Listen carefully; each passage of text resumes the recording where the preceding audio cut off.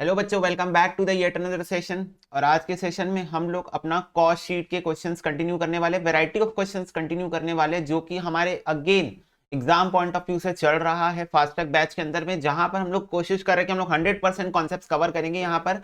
और हर कॉन्सेप्ट का एटलीस्ट एक क्वेश्चन तो करना ही करना है बॉस, ये अपना टारगेट है।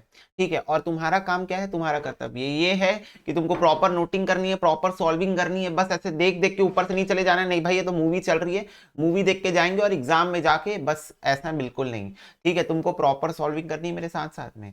ठीक है बच्चों, तो देखो पिछले क्लास तक हम लोगों ने क्या क्या कवर कर लिया है वो एक बार हम क्विकली देखते हैं। समरी हमने समझ लिया था, कॉस्ट शीट का मतलब क्या होता है, कॉस्ट अकाउंटिंग का मतलब समझ लिया था हमने।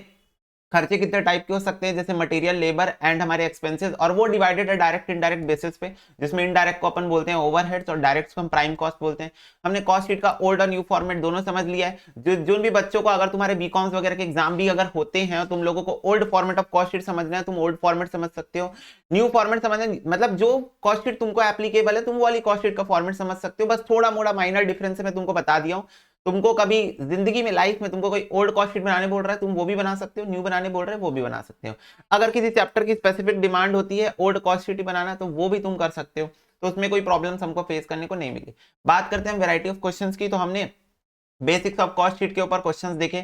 हमने ये देखा कि हम कैसे क्लोजिंग स्टॉक का वैल्यूएशन कर सकते हैं अगर क्वेश्चन में नहीं दिया है तो। हमने एब्जॉर्प्शन रेट्स देखी कि कैसे परसेंटेज बेसिस पे आपको दिया रहता है क्वेश्चन।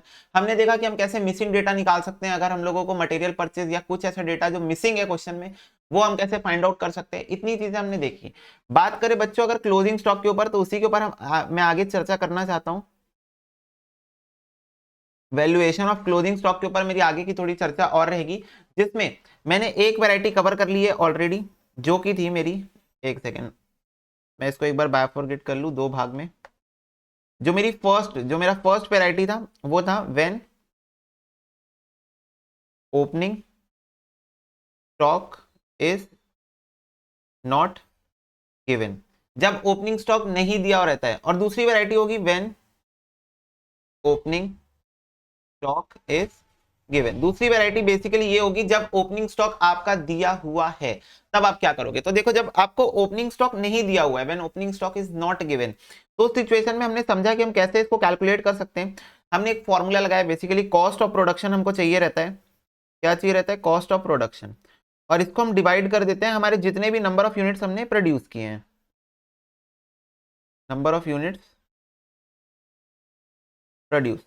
तो नंबर ऑफ यूनिट्स हम इसको जब डिवाइड कर देते हैं, तो हम लोगों को मिल जाता है cost per unit, right, cost per unit we get. और फिर हम लोग को क्या निकालना है, क्लोजिंग स्टॉक। तो हम क्या करते हैं, क्लोजिंग स्टॉक की जो भी यूनिट्स होती है, क्लोजिंग स्टॉक में जितनी भी यूनिट्स होती है, हम इसको मल्टीप्लाई कर देते हैं कॉस्ट पर यूनिट से।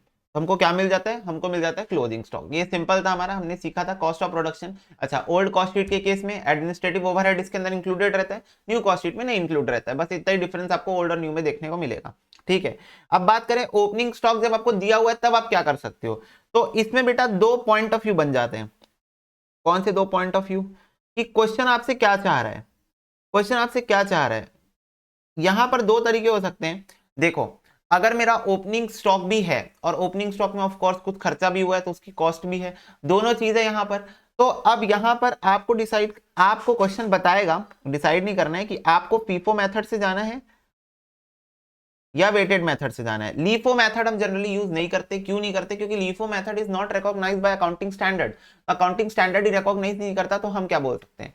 तो यहां पर आपको डिसाइड करना है कि आपको फीफो से जाना है या फिर वेटेड से जाना है। दोनों में से किस में से आपको, कौन सा मेथड आपको सिलेक्ट करके चलना है। ठीक है, आ रही बात समझ में। और अगर आप फीफो मेथड से जाते हो, तो इसका मतलब होगा फर्स्ट इन फर्स्ट आउट। तो दैट मींस जो ओपनिंग स्टॉक आपका इन हुआ होगा इस मंथ की स्टार्टिंग में या इस पीरियड की स्टार्टिंग में, वो डेफिनेटली आउट हो चुका होगा सेल्स के टाइम पे। ठीक है, तो अब आप जब को वैल्यूएशन करोगे, तो आपका जो क्लोजिंग स्टॉक है, जैसे एग्जांपल समझो, एग्जांपल कि आपका ओपनिंग स्टॉक जो था वो था 10,000 यूनिट्स, आपने प्रोडक्शन किया है 2 लाख यूनिट्स का, और क्लोजिंग स्टॉक जो है वो है 20,000 यूनिट्स का। तो इस चीज को समझो कि जो ओपनिंग स्टॉक है 10,000 का, ठीक है, और जो प्रोडक्शन हुआ है 2 लाख का, तो टोटल आपके पास जो यूनिट्स अवेलेबल फॉर सेल है वो 2,10,000 है। अब इसमें से 20,000 क्लोजिंग स्टॉक बचा है, इसका मतलब 1,90,000 यूनिट्स आपके सेल हो गए होंगे। ठीक है, तो ये फर्स्ट इन फर्स्ट आउट, मतलब इस 1,90,000 के सेल्स के अंदर ओपनिंग स्टॉक के पूरे यूनिट्स होंगे, बिकॉज इट इज ना फर्स्ट इन फर्स्ट आउट, पहले आया पहले जाएगा। ठीक है, तो इस सिचुएशन में जब मैं वैल्यूएशन करूंगा तो मेरे को इस 10,000 यूनिट से कोई लेना देना नहीं होगा, क्योंकि ये 10,000 यूनिट क्लोजिंग स्टॉक में है ही नहीं। तो जब ये क्लोजिंग स्टॉक में है ही नहीं तो वैल्यूएशन किस बात का, तो इसको मैं इग्नोर कर दूंगा फ्लैट वन लाइनर करके। और यहां पर जब मैं फीफो के बेसिस पे कैलकुलेट करूंगा तो मैं सिर्फ इस पीरियड की कॉस्ट और इस पीरियड के यूनिट्स को कंसीडर करूंगा। तो क्योंकि क्लोजिंग स्टॉक के अंदर कहीं ना कहीं जो 20,000 यूनिट्स है वो इस पीरियड में जो प्रोडक्शन हुआ है उसी से है। इस पीरियड के जो 2 लाख यूनिट प्रोड्यूस है इसी का 20,000 जो है वो यहां पर पड़ा हुआ है फर्स्ट इन फर्स्ट आउट के बेसिस पे। तो मैं क्या करूंगा, मैं कॉस्ट ऑफ प्रोडक्शन ही लूंगा जो इस पीरियड में हुई है, इसको डिवाइड करूंगा नंबर ऑफ यूनिट से जो प्रोड्यूस हुए हैं, नंबर ऑफ यूनिट्स प्रोड्यूस, तो वही मेरा कॉस्ट पर यूनिट आ जाएगा। और फिर मैं वैसे ही क्लोजिंग स्टॉक के जो यूनिट्स हैं उसको मल्टीप्लाई करूंगा कॉस्ट पर यूनिट से, तो मेरे को क्लोजिंग स्टॉक मिल जाएगा। आ रही बात समझ में? तो क्या भैया ये और ये सेम है? हाँ बिल्कुल सेम है। ये वाला जो opening stock is not given और ये वाला जो है वो सेम ही है। क्यों? क्योंकि कायदे से अगर आप देखोगे तो फीफो मेथड में भी ओपनिंग स्टॉक को हमने इग्नोर ही कर दिया। Why? Because we assumed in the FIFO method that opening stock is now sold, बिक चुका है ओपनिंग स्टॉक, तो वो है ही नहीं, काइंड ऑफ वो है ही नहीं एक तरीके से अगर आप देखोगे तो इसलिए ये दोनों सेम हो जाता है। अब बात करें जब वेटेड की, तो वेटेड क्या बोलता है? वेटेड बोलता है अरे भाई क्या ओपनिंग स्टॉक क्या प्रोडक्शन सब मेरी यूनिट से, क्या ओपनिंग स्टॉक देखोगे क्या प्रोडक्शन करोगे, गोडाउन में जाने के बाद तो सब मिक्स हो जाना है। उसमें गोडाउन में थोड़ी ना हम ऐसे लिख के रखते हैं ओपनिंग स्टॉक सेक्शन, वहां सारे ओपनिंग स्टॉक रखेंगे, प्रोडक्शन सेक्शन वहां सारे इस पीरियड के प्रोडक्शन, ऐसे थोड़ी होता है। वहां पर तो जाके सब चीजें मिक्स हो जानी है आपस में। तो क्या ओपनिंग स्टॉक क्या प्रोडक्शन, हम सारी चीजें हमारा है, पूरा स्टॉक हमारा है, सबको मिक्स करके रखते हैं, ऐसे हम कुछ अलग अलग करके नहीं रखते। तो जब हम वैल्यूएशन करेंगे तो हम उसी बेसिस पे करेंगे, वेटेड मेथड क्वेश्चन आपको बताएगा। तो देखो जब वेटेड मेथड की बात होती है तब उस सिचुएशन में समझना मेरी बात को, ओपनिंग स्टॉक, अब जैसे मान लो ओपनिंग स्टॉक की जो कॉस्ट है, कॉस्ट, ये देखो ये तो यूनिट्स है, यहां मैं लिख देता हूँ कॉस्ट। ठीक है, तो ओपनिंग स्टॉक की जो कॉस्ट होगी लेट से वो हो जाएगी अपनी 50,000 की, जो प्रोडक्शन है अपनी उसकी कॉस्ट हो जाएगी 8 lakhs। ठीक है, और closing stock is missing, closing stock की कॉस्ट मिसिंग है। ओके, तो अब इस सिचुएशन में वेटेड में हम ओपनिंग स्टॉक भी कंसीडर करते हैं, प्रोडक्शन भी कंसीडर करते हैं, बोलते हैं क्या तुम्हारा क्या मेरा, क्या ओपनिंग क्या क्लोजिंग क्या प्रोडक्शन क्या ओपनिंग, सब मेरे ही है, तो सबको कंसीडर कर लो यहाँ पर। तो यहाँ पर हम ओपनिंग स्टॉक के पूरे 10,000 यूनिट्स लेते हैं, प्लस हम प्रोडक्शन के भी पूरे 2 लाख यूनिट्स लेते हैं। फर्क इतना है क्योंकि हम इसको वेटेड लेते हैं तो हम इसका भी कॉस्ट लेंगे, दैट इज 50,000, और इसका भी कॉस्ट लेंगे, दैट इज एक मिनट सॉरी सॉरी, मैं पर यूनिट में ली, मैंने इन टोटलिटी लिखा है कॉस्ट। तो मैं ओपनिंग स्टॉक का भी कॉस्ट लूंगा, मैं प्रोडक्शन का भी कॉस्ट लूंगा, और मैं इसको टोटल यूनिट से डिवाइड करूंगा, टोटल यूनिट से। तो ये मेरा टोटल कॉस्ट ऑन 2,10,000 यूनिट्स, और ये मेरी 2,10,000 यूनिट्स। तो ये मेरा जो पर यूनिट कॉस्ट बन के निकलेगा वो आएगा 8,50,000 डिवाइडेड बाय 2,10,000, तो दिस इज 4.04। तो अब जो क्लोजिंग स्टॉक की वैल्यूएशन होगी वो होगी 4.04 इंटू 20,000 यूनिट्स। तो बच्चों ये आ जाएगा 80,952।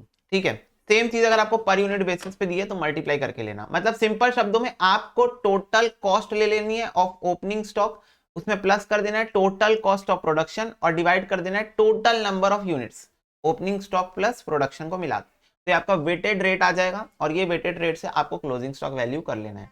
ठीक है, सिंपल फंडा ये है कि क्या ओपनिंग स्टॉक क्या प्रोडक्शन सब मेरा ही है, सब आपस में मिक्स हो गया गोडाउन में जाके, तब हम लोग ऐसा मिक्स रेट निकालेंगे वेटेड एवरेज बेसिस पे, वेटेड एवरेज बेसिस पे। तो हम इसका फॉर्मूला क्या बनता है, इसका फॉर्मूला बनता है cost of opening stock plus cost of production divided by opening stock units plus units produced is equal to आ जाएगा तुम्हारा कॉस्ट पर यूनिट। ठीक है, तो ऊपर तुमको टोटल कॉस्ट लेना है ओपनिंग स्टॉक वाली और प्रोडक्शन वाली, उसको तुमको डिवाइड करना है ओपनिंग स्टॉक यूनिट से और यूनिट्स प्रोड्यूस से, दोनों को मिला के तो कॉस्ट पर यूनिट आएगी, और फिर वही सिंपल क्लोजिंग स्टॉक की वैल्यूएशन फिर ऐसी हो जाएगी, ये ऐसे। ठीक है, तो ये तुम्हारा वो केस होगा। देखो ये वाला केस तो हमने पिछले क्लास पे क्वेश्चन भी कर लिया था डिस्कस, ये तुम्हारा होगा जिसमें आज भी हम लोग करने वाले हैं। तो फीफो का ही क्वेश्चन मैंने डाल के रखा है शीट में, क्योंकि जनरली फीफो का ही आता है, पर वेटेड का भी आएगा तो कोई दिक्कत नहीं है। सेम क्वेश्चन को मैं वेटेड से भी सॉल्व करा के जरूर दिखा दूंगा। तो पहले बच्चे इसको नोट करेंगे।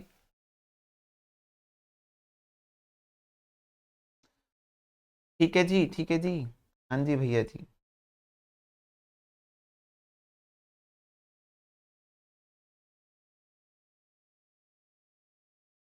ओके, तो चलो क्वेश्चन नंबर 7 हमारा इस कॉन्सेप्ट पे बेस्ड है।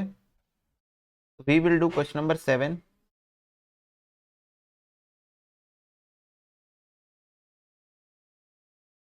देखो, the following figures for the month of April 2021 were extracted from the records of a factory. Opening stock of FG दे के रखा है 45,000 रुपीज का, 5,000 यूनिट्स इसके अंदर इंक्लूडेड है। ठीक है, purchase of raw material is given, direct wages is given, factory overheads is 100% of direct wages, admin के खर्चे 1 रुपीज पर यूनिट है, selling and distribution 10% of sales लेना है हमको। क्लोजिंग स्टॉक ऑफ एफजी जो है वो 10,000 यूनिट्स है, and that is again question mark because we need to find it. Sale जो है वो 45,000 की, दैट इज 6,60,000। बोल रहे कॉस्ट प्रिपेयर करो for the month of April, assume करो the sales are made on the basis of first in first out principal.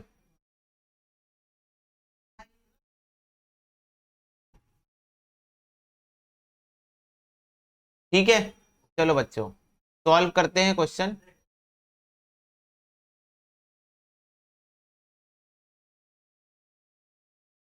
Solve करते हैं बच्चों। बच्चों थोड़ा सा पीछे अगर नॉइस आ रहा होगा तो उसको इग्नोर करना, as you all know like, है ना, माई रिकॉर्डिंग सेटअप तो नॉइस तो आ रहा है थोड़ा सा। चलो जी, cost sheet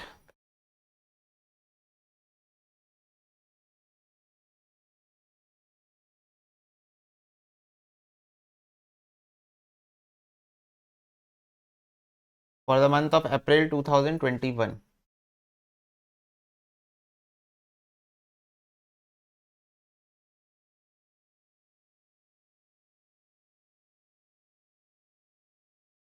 particulars and amount. Let's start with the first thing, that is direct material। तो ये देखो आपको यहाँ ओपनिंग स्टॉक देके रखा है, इससे हमको अभी कोई लेना देना नहीं, एफजी का। परचेज ऑफ रॉ मटेरियल देके रखा है, इसके अलावा opening closing stock of raw material is not given, तो that this is going to be my direct material 2,57,100।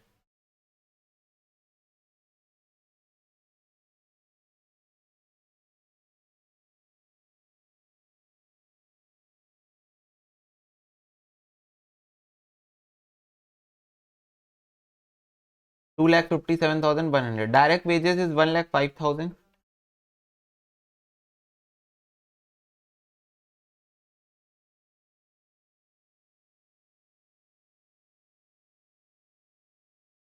Then we will get prime cost 2,57,100 plus 1,05,000, तो ये हो जाएगा 3,62,100।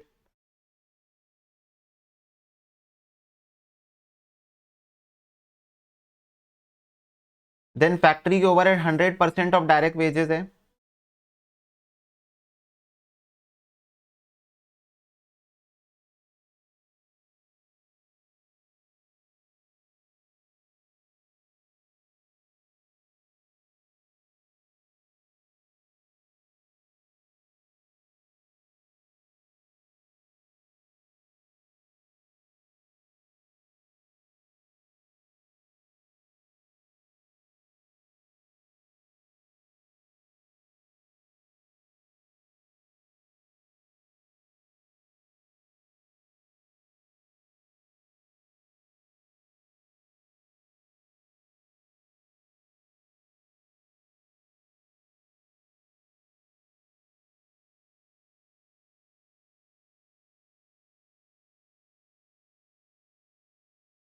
ओके।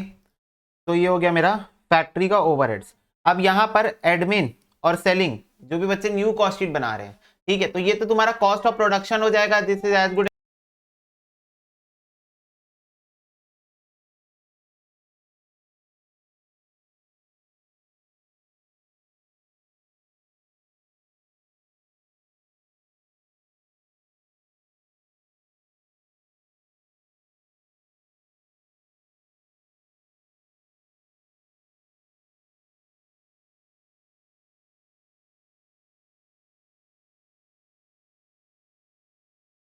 ओके बच्चों, तो ओपनिंग स्टॉक ऑफ एफजी, अब देखो this is factory cost, ये gross factory cost on FG WIP के बाद आता है डब्ल्यूआईपी का एडजस्टमेंट, फिर नेट फैक्ट्री कॉस्ट आता है, फिर 5 आइटम आते हैं, फिर कॉस्ट ऑफ प्रोडक्शन आता है।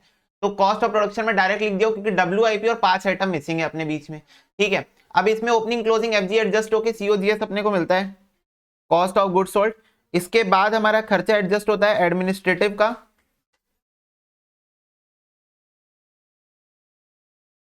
एंड सेलिंग एंड डिस्ट्रीब्यूशन का।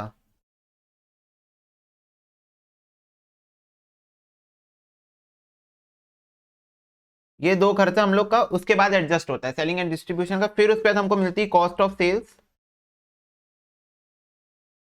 देन हमको मिलता है प्रॉफिट, और फिर फाइनली सेल्स। तो ये चीज हमारी होती है। तो इतनी चीज है। अब देखो opening stock of finish goods is given in the question. Opening stock of FG 5,000 units और 45,000 उसकी कॉस्ट है, ठीक है, 45,000 opening stock. Closing stock we need to find, question ने बोल के रखा है first in first out basis पे निकाल के चलना। तो एक बात समझो मेरी, ओपनिंग स्टॉक मेरी 5,000 यूनिट्स थी, मैंने प्रोडक्शन किया है, ओके। एक्चुअली प्रोडक्शन जो मैंने किया है वो मेरे को पता ही नहीं कितना यूनिट्स का मैंने प्रोडक्शन किया है, ठीक है। तो वो मेरे को नहीं पता है, इट इज नॉट नोन। इसको तुम लोग ऐसे समझो, हम लोग ट्रायल बैलेंस बना सॉरी ट्रेडिंग अकाउंट बनाते हैं। तो ये देखो, ये हमारा ट्रेडिंग अकाउंट है, जहां पर आता है opening stock, production, basically purchase आता है, purchase production as good as like same ही थिंग है। फिर आता है सेल्स एंड देन आता है closing stock when there is no special items are there. तो ओपनिंग स्टॉक मेरी 5,000 यूनिट थी, सेल्स मैंने कर दी है 45,000 यूनिट्स का, ये देखो यहाँ लिखा हुआ है, और 10,000 मेरा क्लोजिंग स्टॉक है। Can I get balancing figure as production during the period?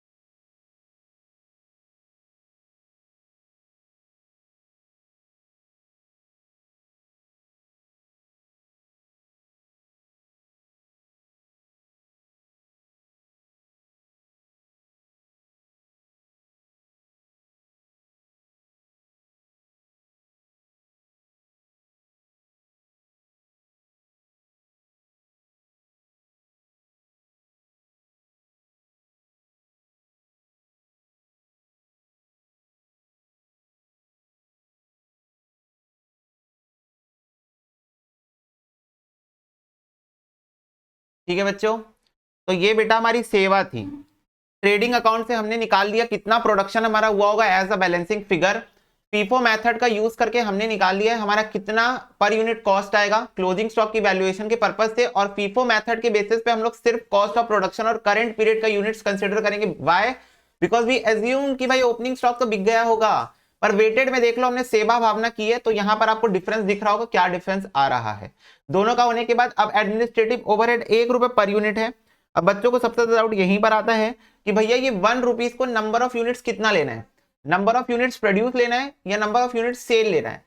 तो बेटा क्योंकि हम लोगों को सिर्फ इस पीरियड का, इस करंट पीरियड के आइटम्स को हम लोगों को लेना है, करंट पीरियड की हम कॉस्ट निकाल रहे हैं, तो ऑफ कोर्स हम लोग जितना सेल कर रहे हैं, जब सारी चीजें हम लोग नंबर ऑफ यूनिट सोल्ड पे ही निकाल रहे हैं, तो यहाँ पे क्यों पीछे हटे, तो यहाँ पे क्यों पीछे हटे। बात करते हैं अगर बच्चे बना रहे हैं ओल्ड कॉस्ट शीट के फॉर्मेट से, तब आपको 50,000 इंटू 1 ही लेना है। क्यों?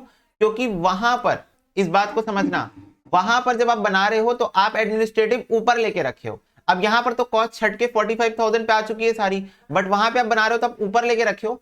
बाद में opening closing stock of FG का एडजस्टमेंट हो रहा है, तो उस टाइम पे वो ऑटोमेटिक वहां से हट जाएगा। ऑटोमेटिक जब आप क्लोजिंग स्टॉक माइनस करोगे तो वहां पर से कॉस्ट हट जाएगी उसकी, तो इसलिए उस टाइम पे आप 50,000 लेना इंटू 1, बट अभी हम 45,000 इंटू 1 लेके चलेंगे, तो ये हो जाएगा 45,000।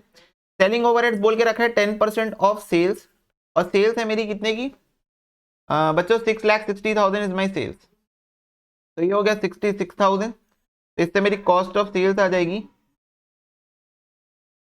तो इसको हम लिख दिया फटाफट से टोटल करते हैं 4,18,680 प्लस 45,000 प्लस 66,000, तो ये हो जाएगा बेटा 5,29,680 माइनस करेंगे 6,60,000, तो ये आ जाएगा बच्चों 1,30,320। This is the balancing figure as a profit. Okay, अगर देखो ओल्ड कॉस्ट शीट सब बना रहे हो तो मेरी बात को समझना, रुको आप पहले इसको नोट कर लो, मैं यहाँ पर रफली बताता हूं कि न्यू और ओल्ड कॉस्ट शीट में यहाँ पर क्या डिफरेंस आएगा। तो देखो direct material is going to be same, direct labour is going to be same, prime cost is going to be same, factory overhead again same, factory cost is going to be same 257,100 1,05,000, तो prime cost 3,62,100, factory overheads भी 1,05,000 467,100,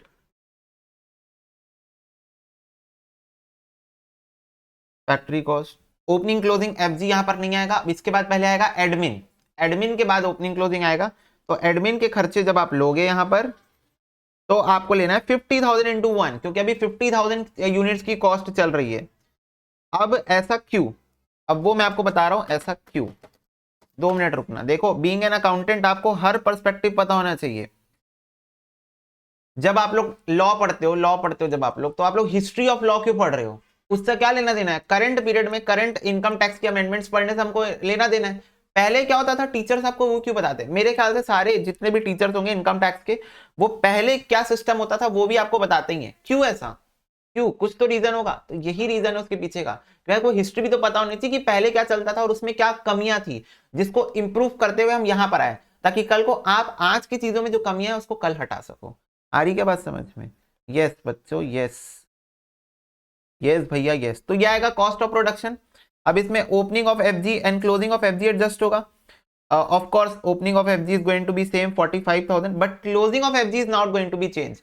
ये हो जाएगा बेटा 5,17,100 divided by units produce 50,000, तो ये हो जाएगा तुम्हारा 10.342। अब इसको आप मल्टीप्लाई करोगे 10,000 से, तब आपका क्लोजिंग स्टॉक आएगा 1,03,420, तो ये हो जाएगा 1,03,420। तो आपको दिख रहा है यहाँ पर क्लोजिंग स्टॉक ज्यादा आ रहा है। क्यों क्लोजिंग स्टॉक यहाँ पे ज्यादा आ रहा है, क्योंकि अब इसमें एक और खर्चा इंक्लूडेड है एडमिनिस्ट्रेटिव वाला, जो कि पहले वाला इंक्लूड नहीं था। तो इसीलिए मैंने 50,000 को इंक्लूड कर दिया यहाँ पर, ना कि 45,000 into 1। Why? Because we already know कि जो 10,000 यूनिट्स है उसका खर्चा यहाँ पर ऑटोमेटिक एक्सक्लूड हो जाएगा। जब मैं क्लोजिंग स्टॉक यहाँ से माइनस करूंगा तो कॉस्ट एक्सक्लूड हो गई है एडमिन वाली, इसलिए हमको फिर से दिमाग लगाने की जरूरत यहाँ पर नहीं पड़ेगी। तब फिर ये हो जाएगा आपका 5,17,100 प्लस 45,000 माइनस 1,03,420। तो 4,58,680 this is going to be what, cost of goods sold. अब इसमें आप सेलिंग प्लस करोगे, सेलिंग बेटा आपको वही लेना है जो क्वेश्चन बोल के रखा है।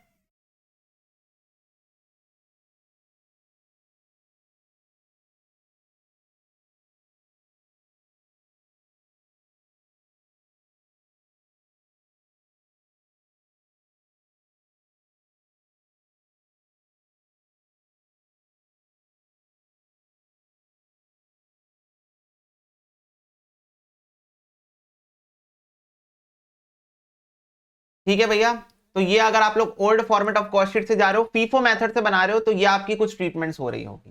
ठीक है, तो बस ये चीज आपको ध्यान रखना है। न्यू फॉर्मेट फॉलो कर रहे हो तो ये है तुम्हारा वर्किंग नोट्स, बहुत प्यार से बनाना है। देखो मुद्दा ये पता है, प्रेजेंटेशन में आपको इतना ज्यादा ध्यान देना है इंटरमीडिएट और फाइनल लेवल पे। बात क्या होती है, देखो तुम लोग एक सस्ते कैफे जाते हो, वहां पर भी तुम लोगों को सेम पास्ता मिलेगा, बर्गर मिलेगा, कितने रुपए का मिलेगा, 60 रुपीज 70 रुपीज का मिलेगा। तुम एक महंगे कैफे जाते हो, किसी होटल जाते हो, वहां भी तुमको सेम पास्ता सेम बर्गर मिलेगा, व्हाइट सॉस पास्ता, और कितने का मिलेगा, 250 रुपए 300 रुपए का। तो ये फर्क क्यों आ रहा है पता है, क्योंकि तुम सस्ते कैफे जा रहे हो बेटा, वहां प्रेजेंटेशन की कमी है। वहां तुमको एक प्लेट में लाके रख दिया बर्गर, आप खा लिए और निकल गए वहां से। ठीक है, बट जब आप किसी होटल में जा रहे हो, 3 स्टार होटल 5 स्टार होटल, वहां पर आपको चार्ट चीज तुम देखियो, बर्गर के साथ फ्रेंच फ्राइज एक्स्ट्रा, फिर 2 3 4 पत्ती भी लगा देते हैं, फिर ऊपर में एक चेरी भी लगा देते हैं। तो दिस इज व्हाट प्रेजेंटेशन। तो प्रेजेंटेशन के आपको एक्स्ट्रा पैसे देने पड़ रहे हैं, तो यहाँ इंस्टीट्यूट आपको प्रेजेंटेशन के एक्स्ट्रा मार्क्स देंगे।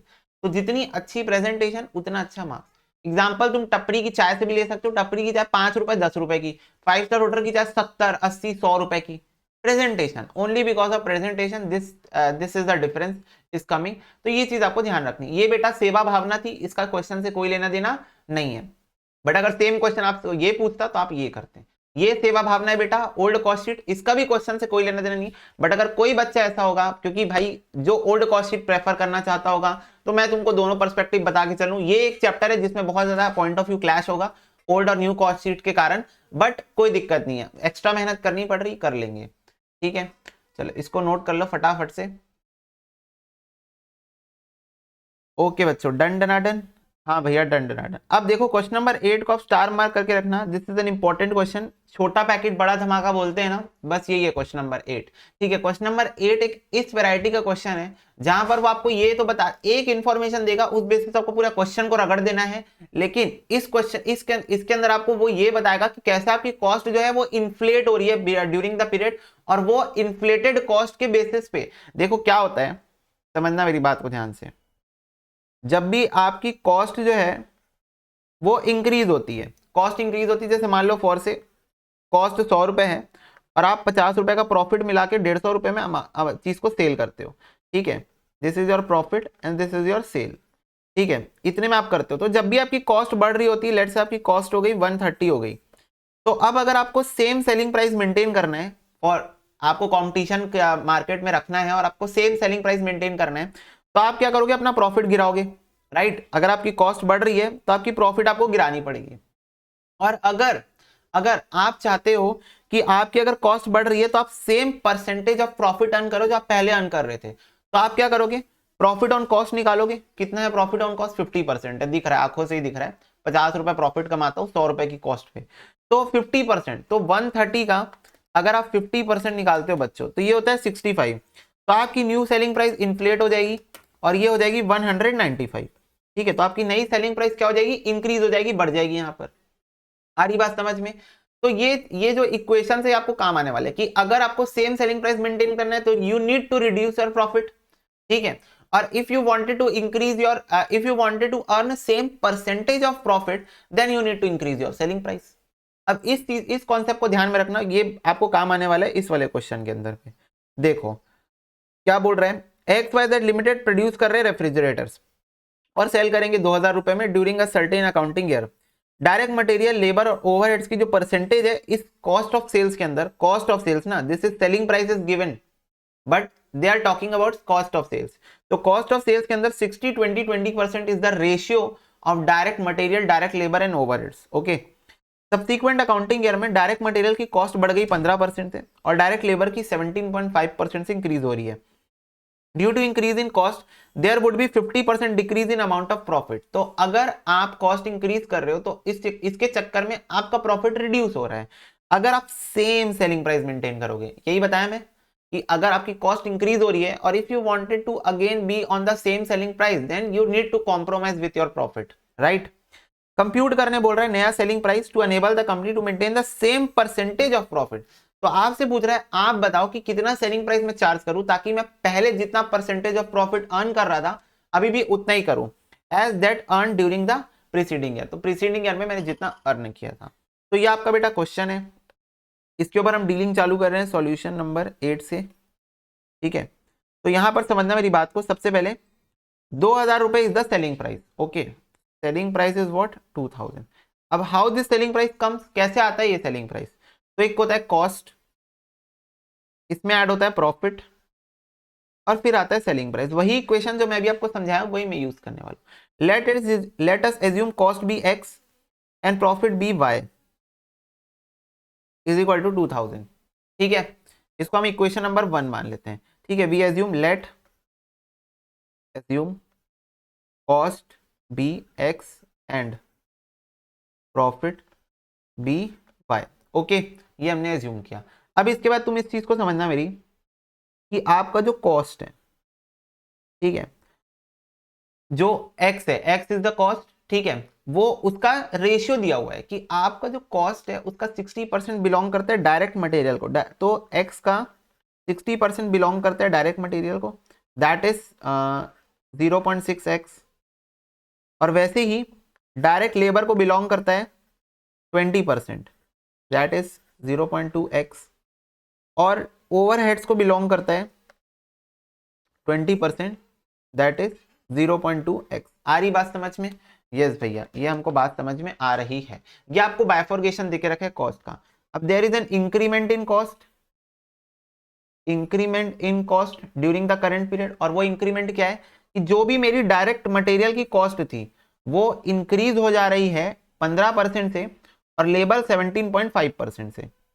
तो ये हो जाएगा बेटा 15% से बढ़ेगा 0.6x 15% से इंक्रीज हो जाएगा और 0.2x 17.5% से इंक्रीज हो जाएगा। तो ये जो नई कॉस्ट मेरे को मिलेगी, x को इग्नोर कर दो, 0.6 प्लस 15% कर दो, 0.6 प्लस 15%, तो ये हो जाएगा बेटा 0.69x, ठीक है। यहां पर हो जाएगा 0.2 प्लस 17.5%, तो हो जाएगा 0.235x, ओके। सिंपल करना है तुम लोग, कैलकुलेटर में लिखो 0.6 प्लस 15% दबा दो, ठीक है। और इसके लिए कोई इंक्रीमेंट नहीं दिया हुआ है तो ये 0.2x ही होगी, there is no increment in this, ठीक है। तो अब आपकी जो नई कॉस्ट आ रही है, जो नई टोटल कॉस्ट आ रही है वो कितनी आ रही है जरा देख के बताना। तो जो न्यू टोटल कॉस्ट आएगी वो आएगी 0.69 प्लस 0.235 प्लस 0.2, तो this is 1.125x, this is your new cost. Old cost कितनी थी बेटा? ओल्ड कॉस्ट तो x थी, टोटल लगा के देख लो, 0.6 प्लस 0.2 प्लस 0.2 हो जाएगा तुम्हारा 1x मतलब x। तो ओल्ड कॉस्ट x ही, न्यू कॉस्ट 1.125x आ रही है, ठीक है। अब ये जो न्यू कॉस्ट है इसमें अगर आप प्रॉफिट ऐड करो तो बेटा नया जो प्रॉफिट है, अगर मेरे को सेम सेलिंग प्राइस रखना है, क्वेश्चन ने बोला है if you wanted to maintain same selling price then your profit is going to be compromise by 50%। तो आपका प्रॉफिट 50% से कम हो जाएगा। तो मान लो जब आपका प्रॉफिट y था तो y 50% पे आ जाएगा, है ना। 1y था आपका प्रॉफिट, ठीक है, तो वो 0.5y हो जाएगा। Are you getting my point? आपका प्रॉफिट y था ना, ये देखो प्रॉफिट इज y, तो अब ये 50% कम हो जाएगा, इसका मतलब ये जो पहले था उसका सिर्फ 50% रह जाएगा। तो profit is going to be only 50% now from as compare to previous period, that is 0.5y। if I am going to, if what is the condition, if I am going to maintain same selling price that is 2000, तो ये question number 2 हो गया, ये question number 2 हो गया। अब equation number 1 and 2 को we are going to solve simultaneously. तो फर्स्ट ऑफ ऑल कोई एक आइटम को एलिमिनेट करना पड़ेगा, तो इक्वेशन नंबर 1 को मैं 0.5 से मल्टीप्लाई कर देता हूं ताकि y एलिमिनेट हो जाए, ठीक है। तो यहां लिखता हूं multiplying equation number 1 with 0.5 and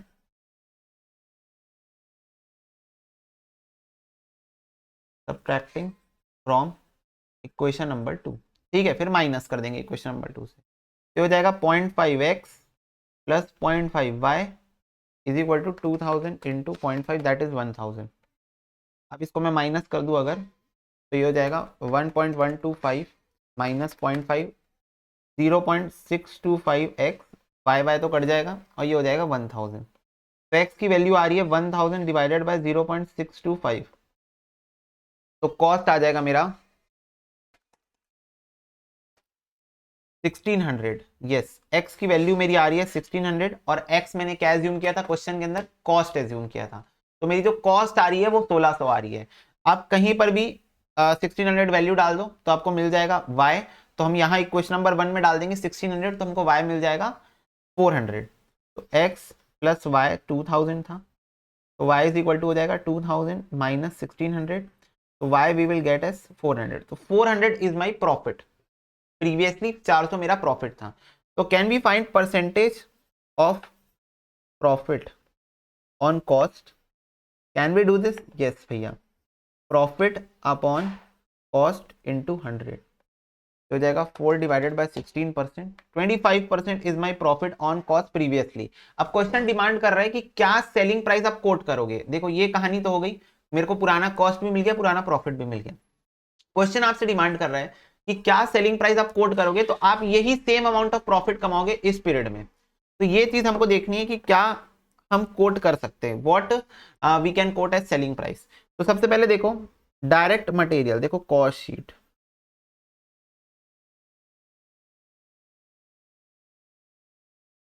calculation of new selling price. तो डायरेक्ट मटेरियल इज वर्थ 0.69, 0.69 हो गया ना मेरा डायरेक्ट मटेरियल, जो मतलब पहले कम था अब ये बढ़ चुका है। ये देखो यहां पर आप देखो 0.69 हो चुका है x का, तो जो मेरा x आया 1600, इसका 0.69। डायरेक्ट लेबर ये हो गया 0.235 ऑफ 1600, 235 ही है ना, हाँ। और मेरा जो ओवरहेड्स है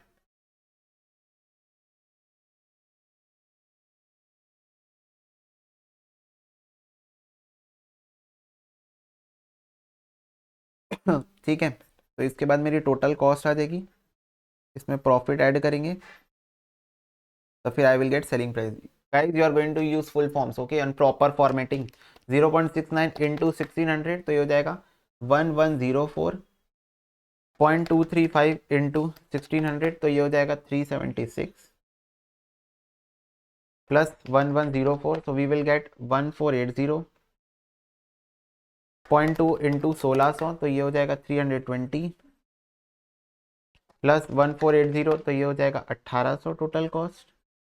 25% of cost is my profit, तो इसका 25% हो जाएगा 450। तो मेरा जो नया सेलिंग प्राइस मैं कोट करूंगा वो हो जाएगा 2250 to earn same percentage of profit. This is my final answer. Okay, yes भैया, चलो बहुत बढ़िया बात।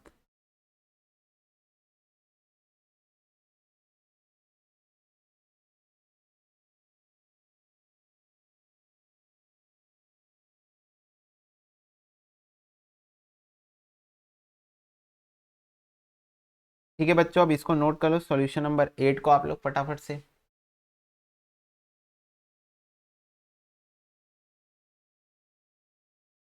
वेरी गुड क्वेश्चन को स्टार मार्क जरूर करके रखना। 9th नंबर क्वेश्चन अपन करेंगे सेमी वेरिएबल कॉन्सेप्ट के ऊपर। Okay, 11 questions we need to do in total, 11 questions in this chapter we need to do. 11 question हमको करने हैं। चलो 9th क्वेश्चन स्टार्ट करेगा। यस, पहले मैं 9th क्वेश्चन का जो दूसरा पेज है उसको इसके बाजू में ही ले आऊं ताकि इजी हो हमको। Okay, let's start with question number 9। देखो question number 9 is based on semi variable cost concept. तो सेमी वेरिएबल कॉस्ट हमको पता है ऐसा कॉस्ट होता है जो कि आधा फिक्स होता है और आधा वेरिएबल होता है। ठीक है, मतलब उस टोटल कॉस्ट के अंदर का कुछ पोर्शन फिक्स पोर्शन होता है और कुछ पोर्शन वेरिएबल पोर्शन होता है, और स्लैब के बेसिस पे भी चलता है। तो स्लैब वाला भी एक कॉन्सेप्ट हमको यहाँ पर देखने को मिलेगा, ये देखो सेमी वेरिएबल के अंदर में। ठीक है, तो एक ऐसा पोर्शन होता है कि इतना पोर्शन तो आपको देना ही देना है, इतना पोर्शन आपको देना ही देना है। अब इसके ऊपर वेरिएबिलिटी आ जाती है, तो वो चीज होता है हमारा सेमी वेरिएबल कॉस्ट। ठीक है, तो उसी के ऊपर ये कॉन्सेप्ट है हमारा क्वेश्चन नंबर 9। तो चलो देखते हैं क्वेश्चन नंबर 9 क्या बोल रहा है। मैक्सिमम प्रोडक्शन कैपेसिटी जेके लिमिटेड की 5,20,000 यूनिट्स है पूरे साल की। ओके, और details of estimated cost of production आपको कुछ इस प्रकार से दिया हुआ है। डायरेक्ट मटेरियल 15 रुपए है पर यूनिट, डायरेक्ट लेबर 9 रुपए है per unit, subject to a minimum of 2.5 lakh per month. मतलब 9 रुपए पर यूनिट आपको देना है, लेकिन 2.5 लाख तो आपको देना ही पड़ेगा। मतलब अगर आपका कॉस्ट 2.5 लाख से कम आ रहा है, लेट से 2,40,000 आ रहा है इस महीने का लेबर्स का, नहीं नहीं नहीं नहीं, तो आपको 2.5 लाख देना पड़ेगा। 2,40,000 नॉट एक्सेप्टेबल। ठीक है, फिक्स्ड ओवरहेड्स आपके 9,60,000 पर एनम है, वेरिएबल ओवरहेड्स 8 रुपए पर यूनिट है, और semi variable overheads 5,60,000 per annum है, अप टू 50% कैपेसिटी। तो मतलब आप लोग अगर 50% कैपेसिटी पे ऑपरेट कर रहे हो या उससे कम, तो 5,60,000 देना पड़ेगा। लेकिन additional 1.5 lakh per annum for every 25% increase in capacity और अ पार्ट ऑफ इट। पर अगर आप 25% से, इसके ऊपर मैं चलो चर्चा करूंगा अभी जब हम लोग इसका कैलकुलेशन करेंगे। जेके लिमिटेड वर्कआउट कर रहा है 60% capacity for the first 3 month during the year, और एक्सपेक्ट कर रहा है कि 90% कैपेसिटी पे वर्क करेगा फॉर द रिमेनिंग 9 मंथ्स। तो अलग अलग कैपेसिटी पे ऑपरेट कर रहे हैं पूरे साल। सेलिंग प्राइस जो है वो 44 है ड्यूरिंग द फर्स्ट 3 मंथ। ठीक है, you are required what selling price per unit should be fixed for the remaining 9 months to yield a total profit of 15,62,500 for the whole year। ठीक है, तो ये हमारा क्वेश्चन है, हमको बनानी है कॉस्ट शीट। तो सबसे पहले कॉस्ट शीट का फॉर्मेट ही बनाएंगे, प्राइमरी रिक्वायरमेंट है।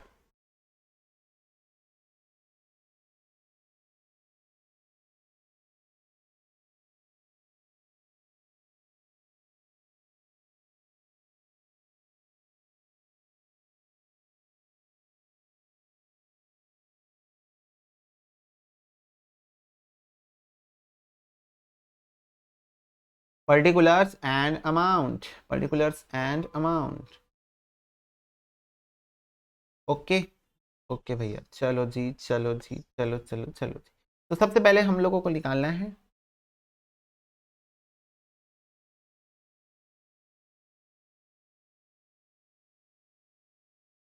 Direct material consume, working note number 1। ठीक है, डायरेक्ट मटेरियल कंज्यूम, क्यों working note number 1, I am going to tell you. समझ में आएगी आपको चीजें धीरे धीरे। वर्किंग नोट नंबर 1, देखो सबसे पहली बात, फर्स्ट 3 मंथ पीरियड में उन लोग 60% कैपेसिटी पे ऑपरेट कर रहे थे। तो 5,20,000 100% कैपेसिटी है, और उन लोग 60% पे ऑपरेट कर रहे थे। दूसरा, रिमेनिंग 9 मंथ्स के लिए 90% कैपेसिटी में। तो हमको दो तरीके से निकालना पड़ेगा। पहले निकालना पड़ेगा, यहाँ लिख दो कैलकुलेशन ऑफ डायरेक्ट मटेरियल। ठीक है, तो पहले हम लोग को निकालना पड़ेगा फर्स्ट 3 मंथ्स के लिए, देन हम लोग को निकालना पड़ेगा रिमेनिंग 9 मंथ्स के लिए। ठीक है, तो अब बेटा इसको समझो, 5,20,000 मेरी कैपेसिटी है पूरे साल की, फॉर द होल ईयर। तो एक महीने में कितना यूनिट्स बनाता हूं मैं, बताओ। 5,20,000 डिवाइडेड बाय 12, तो एक महीने में बनाता हूं 43,333 यूनिट्स। ये एक महीने का कैपेसिटी है। अब ये एक महीने का कैपेसिटी नहीं, मेरे को ये 3 महीने का चाहिए फॉर द फर्स्ट 3 मंथ है ना, तो इंटू 3 कर दो इसको। तो 3 महीने में मैं बनाऊंगा 1,30,000 यूनिट्स। तो ये 1,30,000 यूनिट्स है, but this is what 100% capacity. This represent the 100% capacity of 3 month. ये देखो 100% कैपेसिटी ऑफ 3 मंथ। तो 3 महीने की 100% कैपेसिटी को रिप्रेजेंट कर रहा है। 5,20,000 पूरी 100% कैपेसिटी पूरे साल की है, तो ये 3 महीने की 100% कैपेसिटी। बट मेरे को क्वेश्चन ने बोला है भाई 60% कैपेसिटी पे ऑपरेट किया ये, तो अब इसको मल्टीप्लाई कर दो 60% से। तो अगर आप इसको 60% से मल्टीप्लाई करोगे तो ये आ जाएगा 78,000 यूनिट्स। ठीक है, 77,999 आपको दिख रहा होगा, इसको 78 लिखो। तो 78,000 यूनिट्स इसने बनाए हैं, तो यहाँ लिख दो 78,000 units for the first 3 month. इसको आप ऐसे भी कैलकुलेट कर सकते थे, 5,20,000 का 60% निकाल लो तो 3,12,000 आ गया। अब 3,12,000 पूरे साल की 60% कैपेसिटी है, इसको 3 मंथ में प्रपोर्शन कर दो, इंटू 3 डिवाइडेड बाय 12, तो ये फिर से 78,000 आ जाएगा। ऐसे भी निकाल सकते थे। तो अगर आप चाहो तो दूसरे वाले को मैं वैसे ही निकाल के दिखाता हूँ कि 5,20,000 100% कैपेसिटी है, इसका 90% निकाल लो, क्योंकि रिमेनिंग 9 मंथ वो 90% कैपेसिटी पे ऑपरेट कर रहा है। अब ये 5,20,000 इंटू 90%, तो ये है हमारी 90% कैपेसिटी पूरे साल की, बट हमको सिर्फ 9 मंथ के लिए चाहिए। इंटू 9 डिवाइडेड बाय 12 कर दो, तो ये आ जाएगा बेटा 3,51,000। तो टोटल यूनिट्स कितना आ गया?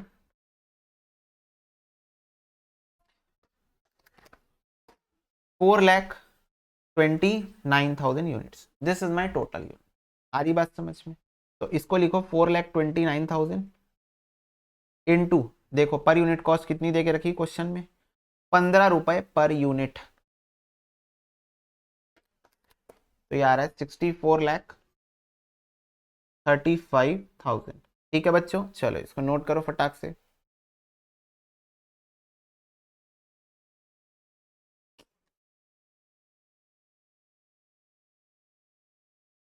ओके भैया, एक सेकेंड, अटक गया क्या?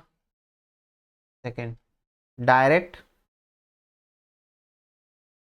Labour working note number 2। चलो जी, वर्किंग नोट नंबर 2 बनाते हैं। Calculation of direct labour cost. ठीक है, तो चलो डायरेक्ट लेबर कॉस्ट के लिए हमको क्वेश्चन कुछ अलग ही भाषा बता के रखी है। 9 रुपए per unit, okay, subject to a minimum of 2.5 lakh per month. तो इसको भी पहले 2 हिस्से में बांटना पड़ेगा, first 3 month, remaining 9 month.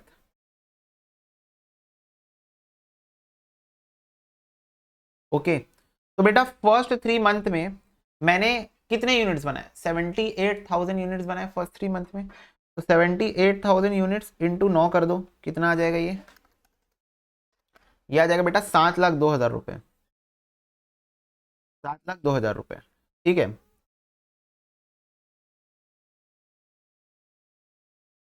Units के बेसिस पे, ठीक है। अब फिक्स पे कितना बोल रहा है? 2.5 लाख पर मंथ। तो 2.5 लाख इंटू 3 करो, 7.5 लाख। 7.5 लाख। अब मेरे को बताओ विच एवर इज हायर लेंगे ना, क्योंकि क्वेश्चन बोल के रखा है मिनिमम 2.5 लाख पर मंथ देना ही देना है। मिनिमम 2.5 लाख, देखो 9 रुपए पर यूनिट अपने को देना है, पर अगर 9 रुपए पर यूनिट आपकी 2.5 लाख पर मंथ वाली रिक्वायरमेंट को सेटिस्फाई नहीं कर रहा है, तो आपको बेसिक तो 2.5 लाख पर मंथ देना ही देना है। तो whichever is higher, whichever is higher, तो हम यहाँ पर 7.5 लाख देंगे फर्स्ट 3 मंथ में। आ रही ना बात समझ में? फर्स्ट 3 मंथ में मैंने 78,000 यूनिट्स बनाए, 9 रुपए के हिसाब से 7,02,000 रुपए बन रहा है। बट क्वेश्चन बोला है भाई मिनिमम 2.5 लाख पर मंथ तो आप दोगे ही दोगे, तो 2.5 लाख इंटू 3 7.5 लाख होता है। तो दोनों में से विच एवर इज हायर, तो 7.5 लाख दे रहे। रिमेनिंग 9 मंथ में मैंने 3,51,000 यूनिट्स बनाए हैं। तो 3,51,000 इंटू 9 रुपए कर दो, तो यार है बेटा 31,00,000 31,59,000। अब इसका भी हम मिनिमम वाला निकाल के देख लेते हैं। 2.5 लाख इंटू 9,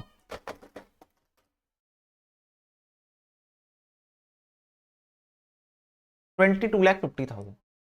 अब यहां पर विच एवर इज हायर, तो विच एवर इज हायर में देखो इस बार यूनिट्स में ज्यादा आ रहा है, मिनिमम से तो ज्यादा ही आ रहा है, तो मिनिमम वाले को इग्नोर करो, जो ज्यादा आ रहा है वो देना है। 31,59,000 देना, तो टोटल कितना आ जाएगा ये? 31,59,000 प्लस 7.5 लाख, ये आ रहा है बेटा 39,09,000।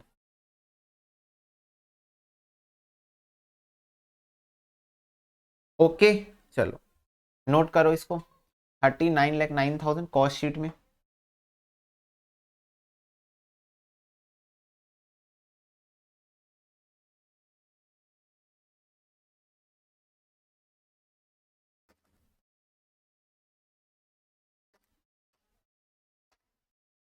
तो हो गया 1,03,44,000, 1,03,45,000, ठीक है। अब बेटा अब मेरे को बात करना है फैक्ट्री के ओवरहेड्स के ऊपर। फैक्ट्री के ओवरहेड्स 3 तरीके से हमको क्वेश्चन देके रखा है। एक देख रखा है फिक्स्ड, जो देना ही देना है, एक देख रखा है वेरिएबल, जो कि करना ही करना है, और एक है सेमी वेरिएबल, जो कि हमको निकालना पड़ेगा। फिक्स्ड, वेरिएबल, सेमी वेरिएबल, तीन रीजन में देके रखा है क्वेश्चन ने इसको। तो फिक्स्ड वाला जो पोर्शन है वो सीधा बोल दिया 9,60,000 पर मंथ, तो इसको हम लोग डायरेक्टली डाल देते हैं 9,60,000 पर एनम। ये क्वेश्चन ने डायरेक्टली मेरे को बोल दिया कि भाई इतना तो देना ही देना है, बात खत्म। एक मिनट बच्चों, एक मिनट क्या भैया, आप हमारे 2 मिनट ले लो। ठीक है बेटा, 2 मिनट ले लिए हमने आपके।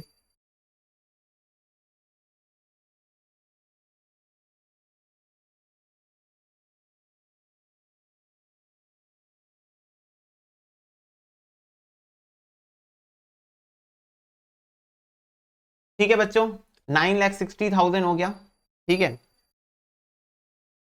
ये हमारा फिक्स वाला पोर्शन हो गया। अब वेरिएबल वाला पोर्शन क्या बोल के रखा है, 8 रुपए पर यूनिट। पर यूनिट में ऑलरेडी निकाल लिया था, 4,29,000 था, इंटू 8 करो, खत्म करो ये मैटर। वर्किंग नोट नंबर 1 में हमने ये कार्यक्रम कर ही लिया था, तो ये हो जाएगा 34,32,000 वेरिएबल। अब सेमी वेरिएबल रीजन के लिए हमको जाना पड़ेगा वर्किंग नोट नंबर 3 में, working note number 3 for the purpose of semi variable, ये बेटा 2 है। ओके, तो आप देखो सेमी वेरिएबल कॉस्ट के लिए क्वेश्चन ने मस्त गेम बनाया है हमारे लिए। क्या गेम बनाया है कि अगर आप 50% कैपेसिटी पे ऑपरेट करते हैं, if you are going to operate in a 50% capacity, then it is going to be 5,60,000। Timeline है, ये है 50% कैपेसिटी। अगर आप यहां से यहां तक कहीं भी ऑपरेट करते हो, बस आपको 5,60,000 रुपए देना है, बात खत्म। बट अगर आप 50 को क्रॉस करके आगे बढ़ते हो, तो for next 25% capacity, for next 25% capacity और पार्ट देयर ऑफ, आपको 1.5 लाख रुपए और देना पड़ेगा। मतलब ये 5,60,000 तो देना ही पड़ेगा, 1.5 लाख और देना पड़ेगा। अब ये 25 का मतलब ये नहीं कि 25 बढ़ाओगे तभी। अगर आप 51 पे ऑपरेट कर रहे हो, 52 पे ऑपरेट कर रहे हो, 53, 54, 55, 56, 57, 75 तक, मतलब 51 से लेके 75 तक के रीजन में आप कहीं पर भी अगर ऑपरेट करने लग गए, तो 5,60,000 के अलावा आपको 1.5 लाख और देना पड़ेगा। ये देखो वही लिखा है, 1,50,000 per annum for every 25% increase in capacity और पार्ट देयर ऑफ, मतलब उसका पार्ट भी, मतलब 10% से बढ़ा रहे हो, 20% से बढ़ा रहे हो, 22% से बढ़ा रहे हो, तो भी आपको देना पड़ेगा।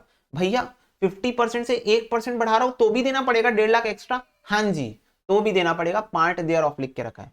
और अगर आप इस 25 को क्रॉस करके और आगे निकल गए, तब फिर 1.5 लाख और देना पड़ेगा, तब फिर 1.5 लाख और देना पड़ेगा। आ रही बात समझ में, आ रहा है गेम समझ में? हाँ भैया आ रहा है समझ में।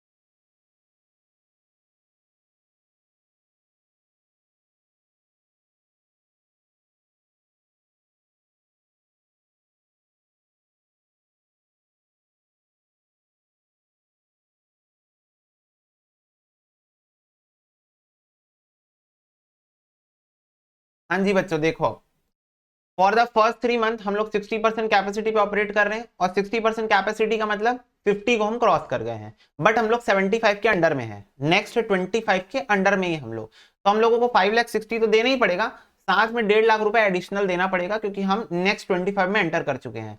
वैसे ही फॉर द नेक्स्ट 9 मंथ 5,60,000 तो देना ही पड़ेगा, 90% कैपेसिटी पे ऑपरेट कर रहे हैं, तो 25 नेक्स्ट 25 को भी क्रॉस कर गए। समझो 50 से 25 कितना होता है, 75% होता है, तो हम 75 को भी क्रॉस कर गए हैं, तो ये 1.5 लाख भी आ गया, और उसको भी क्रॉस कर गए हैं, 90 तक पहुंच गए, तो ये 1.5 लाख भी आ गया। तो 5,60,000 plus 1,50,000 up to 75 plus 1,50,000 up to 100, तो अपने को 2 बार ऐड करना पड़ेगा इसको।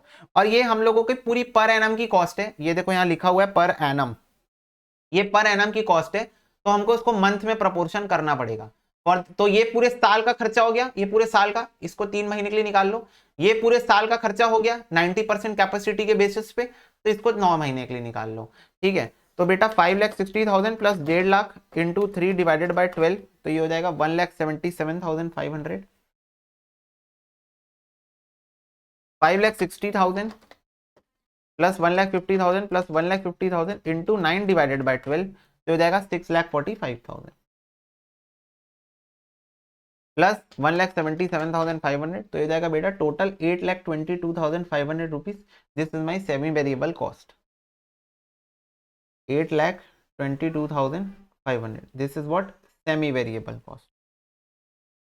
बेटा टोटल कॉस्ट आ जाएगी मेरी इतनी कॉस्ट की बात ही किया था ना क्वेश्चन, सेमी वेरिएबल हो गई। यस बस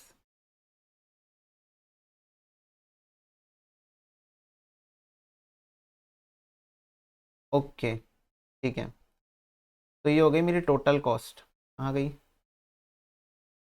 प्राइम कॉस्ट में प्लस कर दो सारे ओवरहेड्स के खर्चे 32,000 प्लस 1,44,000 तो ये हो जाएगा बेटा 1,55,58,500। अब इसमें हम लोग को ऐड करना है प्रॉफिट जो कि क्वेश्चन में गिवन है 15,62,500 हमको मिल जाएगा सेल्स 15 लाख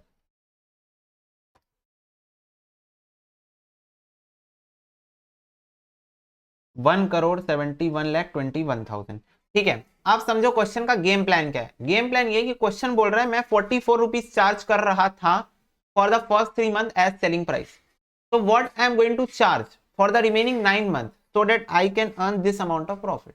तो बस क्या है अपने पास सेलिंग प्राइस आ चुका है और फर्स्ट 3 मंथ्स की यूनिट्स कितनी है अपनी 78 और 351 नेक्स्ट 9 मंथ की। तो बेटा जो फर्स्ट 3 मंथ्स की यूनिट है 78,000 into 44 this is the selling price for the first 3 months for remaining 9 month 3,51,000 into x amount charge करूंगा मैं तब मेरा टोटल सेल्स आना चाहिए 1,71,21,000। तो अब इसको मैं सॉल्व कर लेता हूं तो ये हो जाएगा 78,000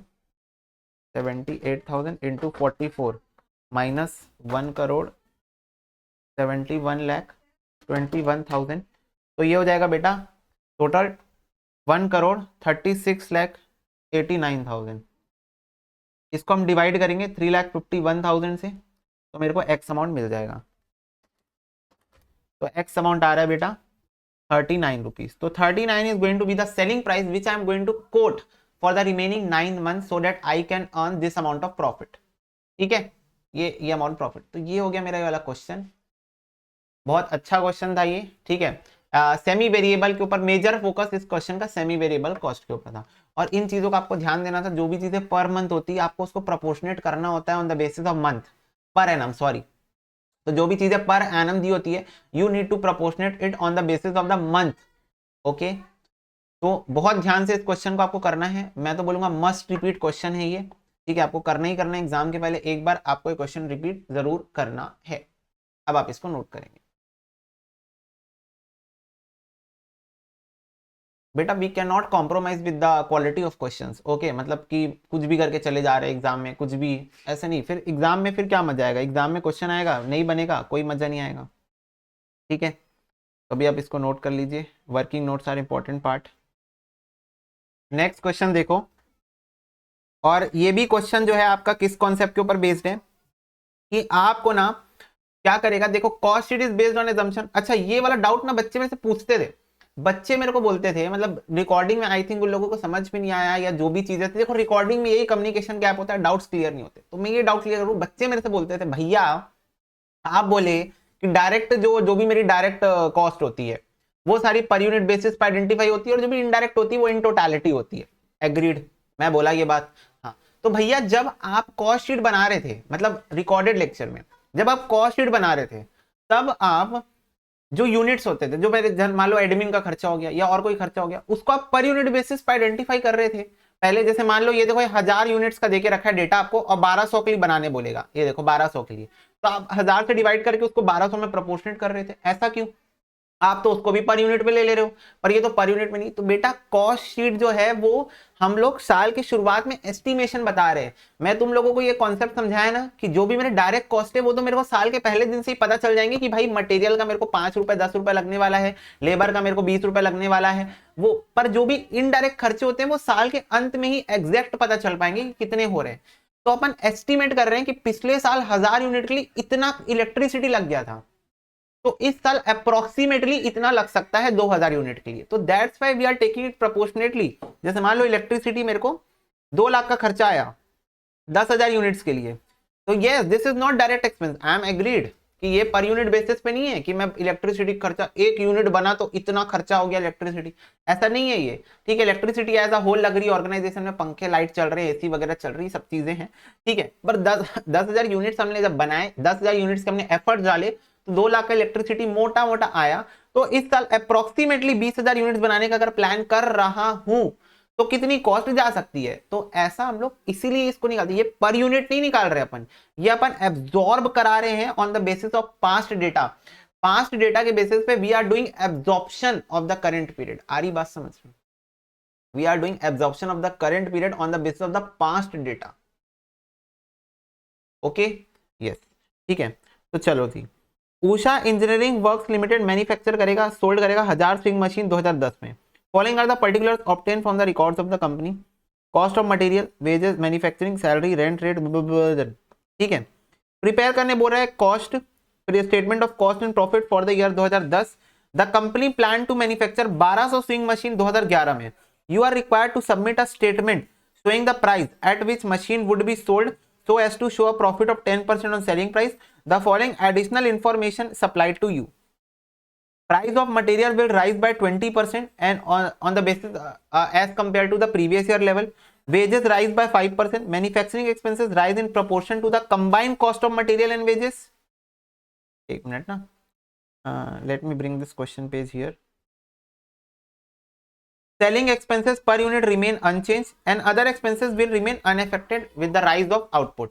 ठीक है, तो अब ये मेरे को क्वेश्चन देके रखा है, तो इस क्वेश्चन को समझाने के पहले मैं आपको ये समझाना पसंद करूंगा कि जो भी हमारी डायरेक्ट कॉस्ट होती है, whichever is our direct expenses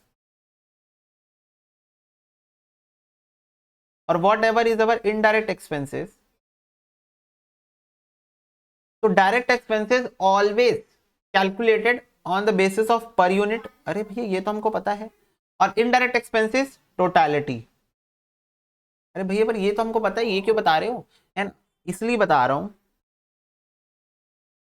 क्योंकि जब हम लोग को बोला क्वेश्चन कि मटेरियल की कॉस्ट को बढ़ा देना, लेबर की कॉस्ट को बढ़ा देना, इन एक्सपेंसेस को बढ़ा देना, तब हमको ध्यान रखना है कि हमको जो भी चीजें बढ़ानी है टोटलिटी में बढ़ानी है या पर यूनिट में बढ़ानी है, ये हमको क्लियर होना चाहिए। बच्चे क्या करते हैं देखना, समझो मेरी बात को। जैसे मान लो एग्जाम्पल, डायरेक्ट मटेरियल मेरे को देके रखा है 10,000 रुपए और यूनिट देके रखी मेरे को 1000 रुपए, तो बताओ पर यूनिट कॉस्ट कितना है? पर यूनिट कॉस्ट हो जाएगा मेरा 10,000 डिवाइडेड बाय 1000, 10 रुपए। ठीक है, क्वेश्चन बोल रहा है इंक्रीज करो बाय 10%। तो आपको क्या करना होता है और आप क्या कर देते हो? आपको क्या करना होता है, जो आपकी पर यूनिट कॉस्ट है 10 रुपए, इसको 10% से बढ़ा के करना होता है 11 रुपए पर यूनिट। और फिर आपको मान लो इस पीरियड में बोल के रखा है 1200 स्विंग मशीन बोल के रखा है, तो आपको इसको करना है 1200 इंटू 11, तब आपका ये मटेरियल आएगा 13,200। गलती कहां पे हो सकती है? गलती यहां पे हो सकती है, बच्चे भावनाओं में बहने वालों में से हैं। यस भैया, हम लोग बिल्कुल बहने दे मुझे बहने दे घंघोर घटा, ऐसे बह जाते। क्या करते हैं उन लोग, सीधा लेंगे भैया 10,000 कॉस्ट थी, इसका 10% हम इंक्रीज कर देंगे, हम कर देंगे 1100 रुपए, या सॉरी 11,000 रुपए। बेटा क्या है ये? पहली बात तो ये कि 10,000 1,000 यूनिट्स की कॉस्ट थी। अगर तुम ऐसे करोगे तब बात समझ में आती है। भैया कैसे? ऐसे बेटा कि आपकी 10 रुपए पर यूनिट कॉस्ट है, 1200 यूनिट के हिसाब से होती है 12,000 रुपए। इस पे अगर आप 10% इंक्रीज करोगे तो वाजिब है, तब फिर कैलकुलेशन सही होगी। क्योंकि ये बात वो हो गई कि आप कान ऐसे पकड़ो और कान ऐसे पकड़ो, बट ये जो बच्चे कर देते हैं वो गलती है। आपको कभी भी टोटलिटी में नहीं बढ़ाना है, आपको पहले पर यूनिट निकालना है, फिर आपको इंक्रीज करना है। कौन सी कॉस्ट को? Direct cost. और सारी इनडायरेक्ट कॉस्ट को आपको टोटलिटी पे बढ़ाना है। ये चीज आपको पता होनी चाहिए और ये चीज आपको ध्यान में रखना है at the time of doing the question. Okay, तो let's start with the Usha engineering works cost sheet. Usha engineering works cost sheet, ठीक है।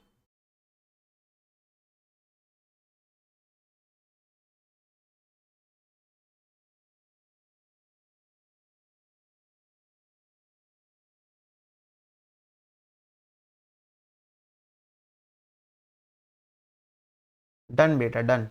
तो यहां लिखो पर्टिकुलर्स, यहां लिखेंगे हम amount. Okay, are we communicating? Yes भैया, वी आर कम्युनिकेटिंग वेल। तो first of all let's start with the cost of material देके रखा है बेटा 80,000 रुपए। अब यहां पर देखना समझना मेरी बात को, वर्किंग नोट्स का पार्ट बनेगा ये। वर्किंग नोट नंबर 1 में we are going to calculate the cost of direct material, ठीक है। तो यहां पर समझो पहले पर यूनिट कॉस्ट निकाल लो। पर यूनिट कॉस्ट कितनी आ जाएगी? ये 80,000 कॉस्ट है और इस 80,000 का कॉस्ट हमने 1000 यूनिट्स को बनाने के लिए इंकर किया था, बेसिकली 80 रुपए प्लस इंक्रीमेंट इन कॉस्ट। तो कितने? 20% से इंक्रीमेंट हुआ है। कितने परसेंट से हुआ है? 20% से। तो बेटा 80 रुपए का 20% निकाल लो, ये हो जाएगा 16 रुपए। ये हो जाएगा 16 रुपए। तो आपका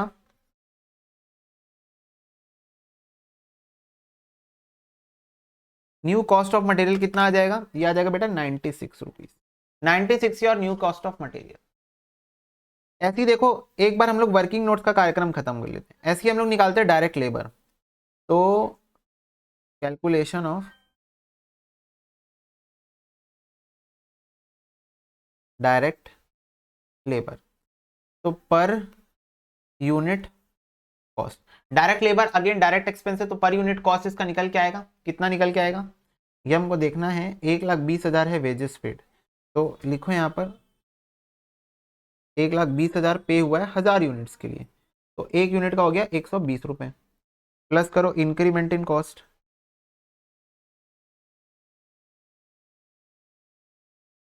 इंक्रीमेंट बच्चों हुआ है कॉस्ट पे 5% से, मात्र 12 5 जा 60, यानी कि 6 रुपए से, ठीक है।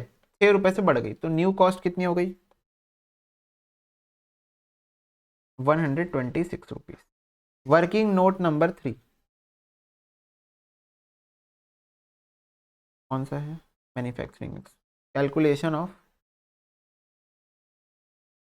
मैन्युफैक्चरिंग, देख रहे हो कितना इजी है? एक्सपेंसेस।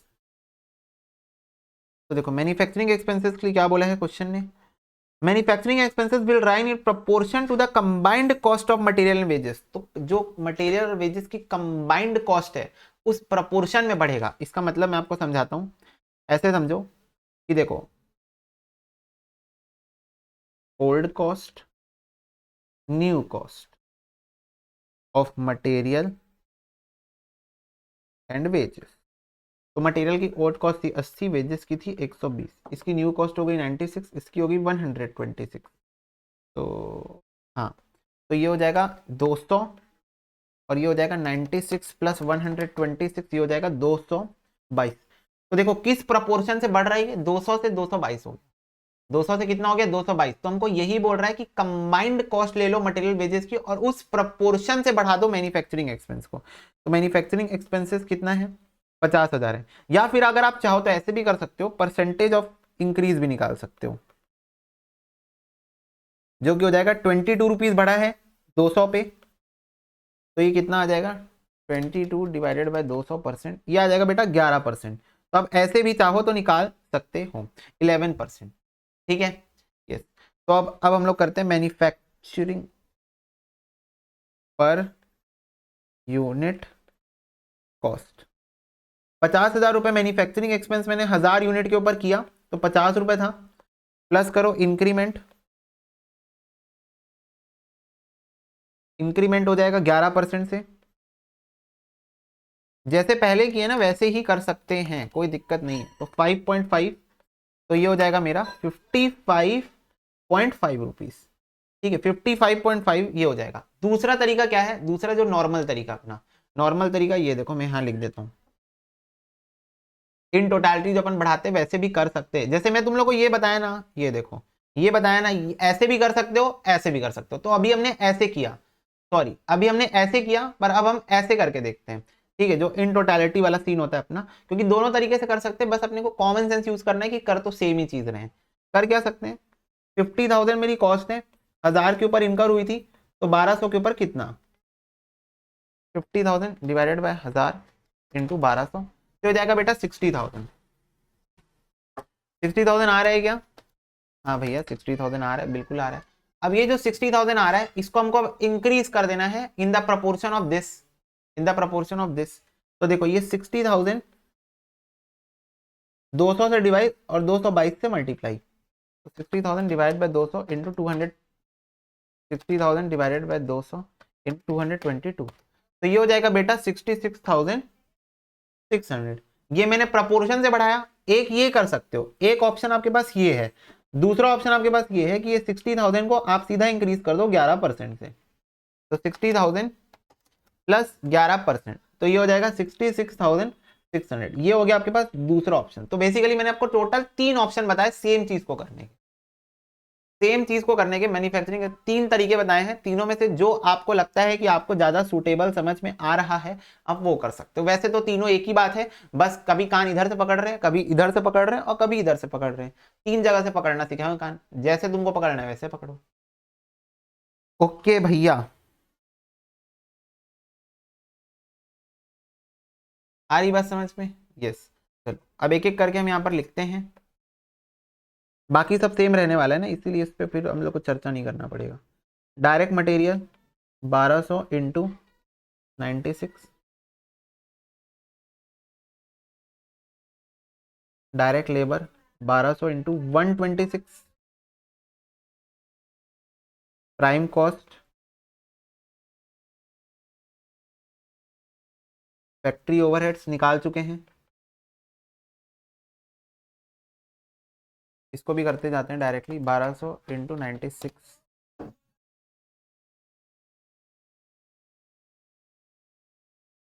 1,15,126।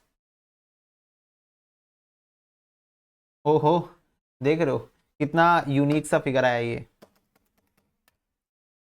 2,66,400।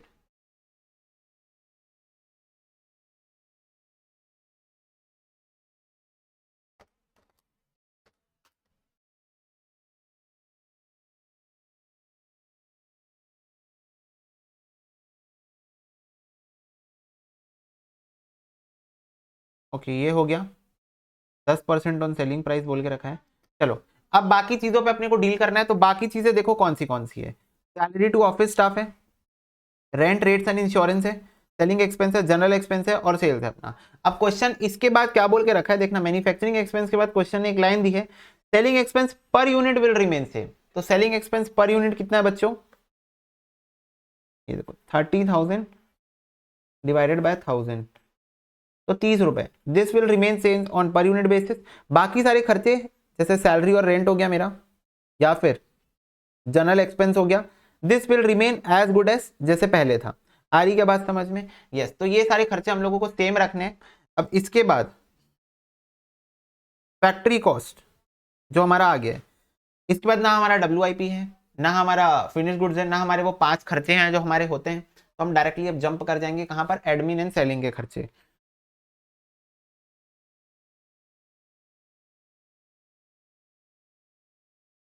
एडमिनिस्ट्रेटिव ओवरहेड में सैलरी है,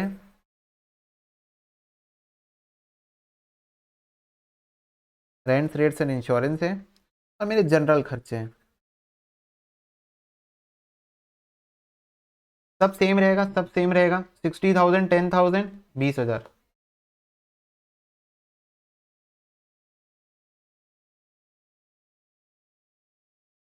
तो ये हो गया 90,000 रुपये। और फिर selling overheads per unit this will remain same, तो 1200 इंटू 30, 12 3 36, 36,000।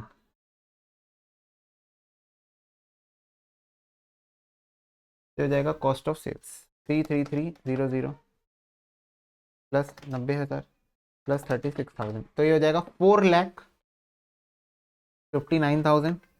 ऐड करो इसमें प्रॉफिट,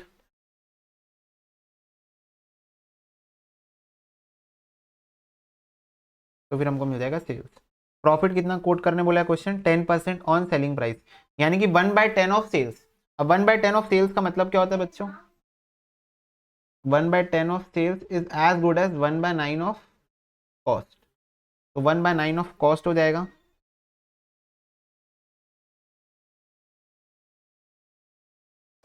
तो ये आ रहा है 51,000। सेल्स आ जाएगा मेरा 5,10,000। This is my sales. Clear है सबको। तो ये क्वेश्चन का कॉन्सेप्ट किस चीज पे बेस्ड था, ये क्वेश्चन का कॉन्सेप्ट बेस्ड था कि आपको जब भी इंक्रीमेंट करने बोलेगा कॉस्ट, आपको पर यूनिट बेसिस पे करना है, और जब भी बात करेगा नॉर्मल तो आपको टोटल, बस कोई भी चीज हो देखो ध्यान आपको रखना है कॉमन सेंस में। क्यों, क्योंकि यहां पर देखो चाहे वो पर यूनिट बेसिस हो चाहे वो टोटलिटी हो, मैं हर चीज में आपको कॉस्ट निकाल के दिखाया, सब चीज में सेम आंसर है। क्यों, क्योंकि यहाँ पर हमारा कॉमन सेंस ज्यादा अच्छे से वर्क करता है एज कंपेयर टू कि हम लोग किसी चीजों को रट्टाफाई करके अरे पर unit per unit per unit total total total. नहीं, this is not the game man. बस आपको चीजों को ध्यान रखना है कि आप जो कर रहे हो वो खुरापात जो है वो सही लॉजिक पकड़ रही है कि गलत रास्ते पे जा रही है। चलो इसको नोट कर लो एक बार जोरदार तरीके से। ओके बच्चों, तो moving forward toward last question, और लास्ट क्वेश्चन किस कॉन्सेप्ट पे बात करेगा मैं पहले उसके ऊपर डिस्कशन कर लूं। देखो क्या होता है, sometime there is a organisation जो एक से ज्यादा प्रोडक्ट बनाती है और सेम चीजों को, जैसे मान लो प्लास्टिक का यूज करके वो टिफिन बॉक्स भी बना रहे हैं, वो वाटर बॉटल भी बना रहे हैं, वो कुछ होम के यूटेंसिल्स भी बना रहे हैं, बहुत सारी चीजें लोग बनाते हैं। पॉइंट ये है कि प्लास्टिक के टिफिन बॉक्स का कॉस्ट अलग होगा, अपनी बॉटल का कॉस्ट अलग होगा, अपने बाकी के यूटेंसिल्स का कॉस्ट अलग होगा। तो अब हमको जब कॉस्ट अकाउंटिंग देखो क्या होता है, मटेरियल तो हम प्लास्टिक एक ही सप्लायर से मंगाए हैं और वो हम लोगों को एक बार में इन ग्रॉस सेंस बता दिया भैया 10 लाख रुपए आपका बिल बन रहा है प्लास्टिक का। अब पॉइंट ये, जब जब मेरे को प्रोडक्ट की प्राइस फिक्सेशन करनी है, सेलिंग प्राइस, तो मेरे को इसको 3 हिस्सों में बांटना पड़ेगा। एक हिस्सा जाएगा टिफिन बॉक्स के लिए, एक हिस्सा जाएगा वाटर बॉटल के लिए, और एक हिस्सा मेरा जाएगा बाकी के यूटेंसिल्स के लिए। ठीक है, तो अब पॉइंट ये है कि बांटने का रेशियो क्या होगा। तो ये तो एक चीज हम लोग वैसे भी ओवरहेड चैप्टर में सीखने वाले हैं जब हम प्राइमरी समरी बना रहे होंगे, बट यहां पर कॉस्ट शीट के अंदर भी ये कॉन्सेप्ट बन के आता है कि अगर एक organization more than one product manufacture कर रही है with the same raw material and the cost is given to you is a combined cost, तो how we can bifurcate this cost. तो इस कॉस्ट को हमको जब बायफॉरगेट करना है तो ऐसे समझ, एग्जांपल 6 लाख रुपए का टिफिन बॉक्स, 2 लाख रुपए का बॉटल और 2 लाख रुपए का यूटेंसिल्स मैन्युफैक्चरिंग हो रहा है, ये मैं ही बता रहा हूँ आपको, सामने से बता रहा हूँ, ये मेरा कॉस्ट है। और ये कहां से है ये भी बता देता हूं आपको, ये आ रही है बेटा, इसका जो पर यूनिट है, एक सेकेंड,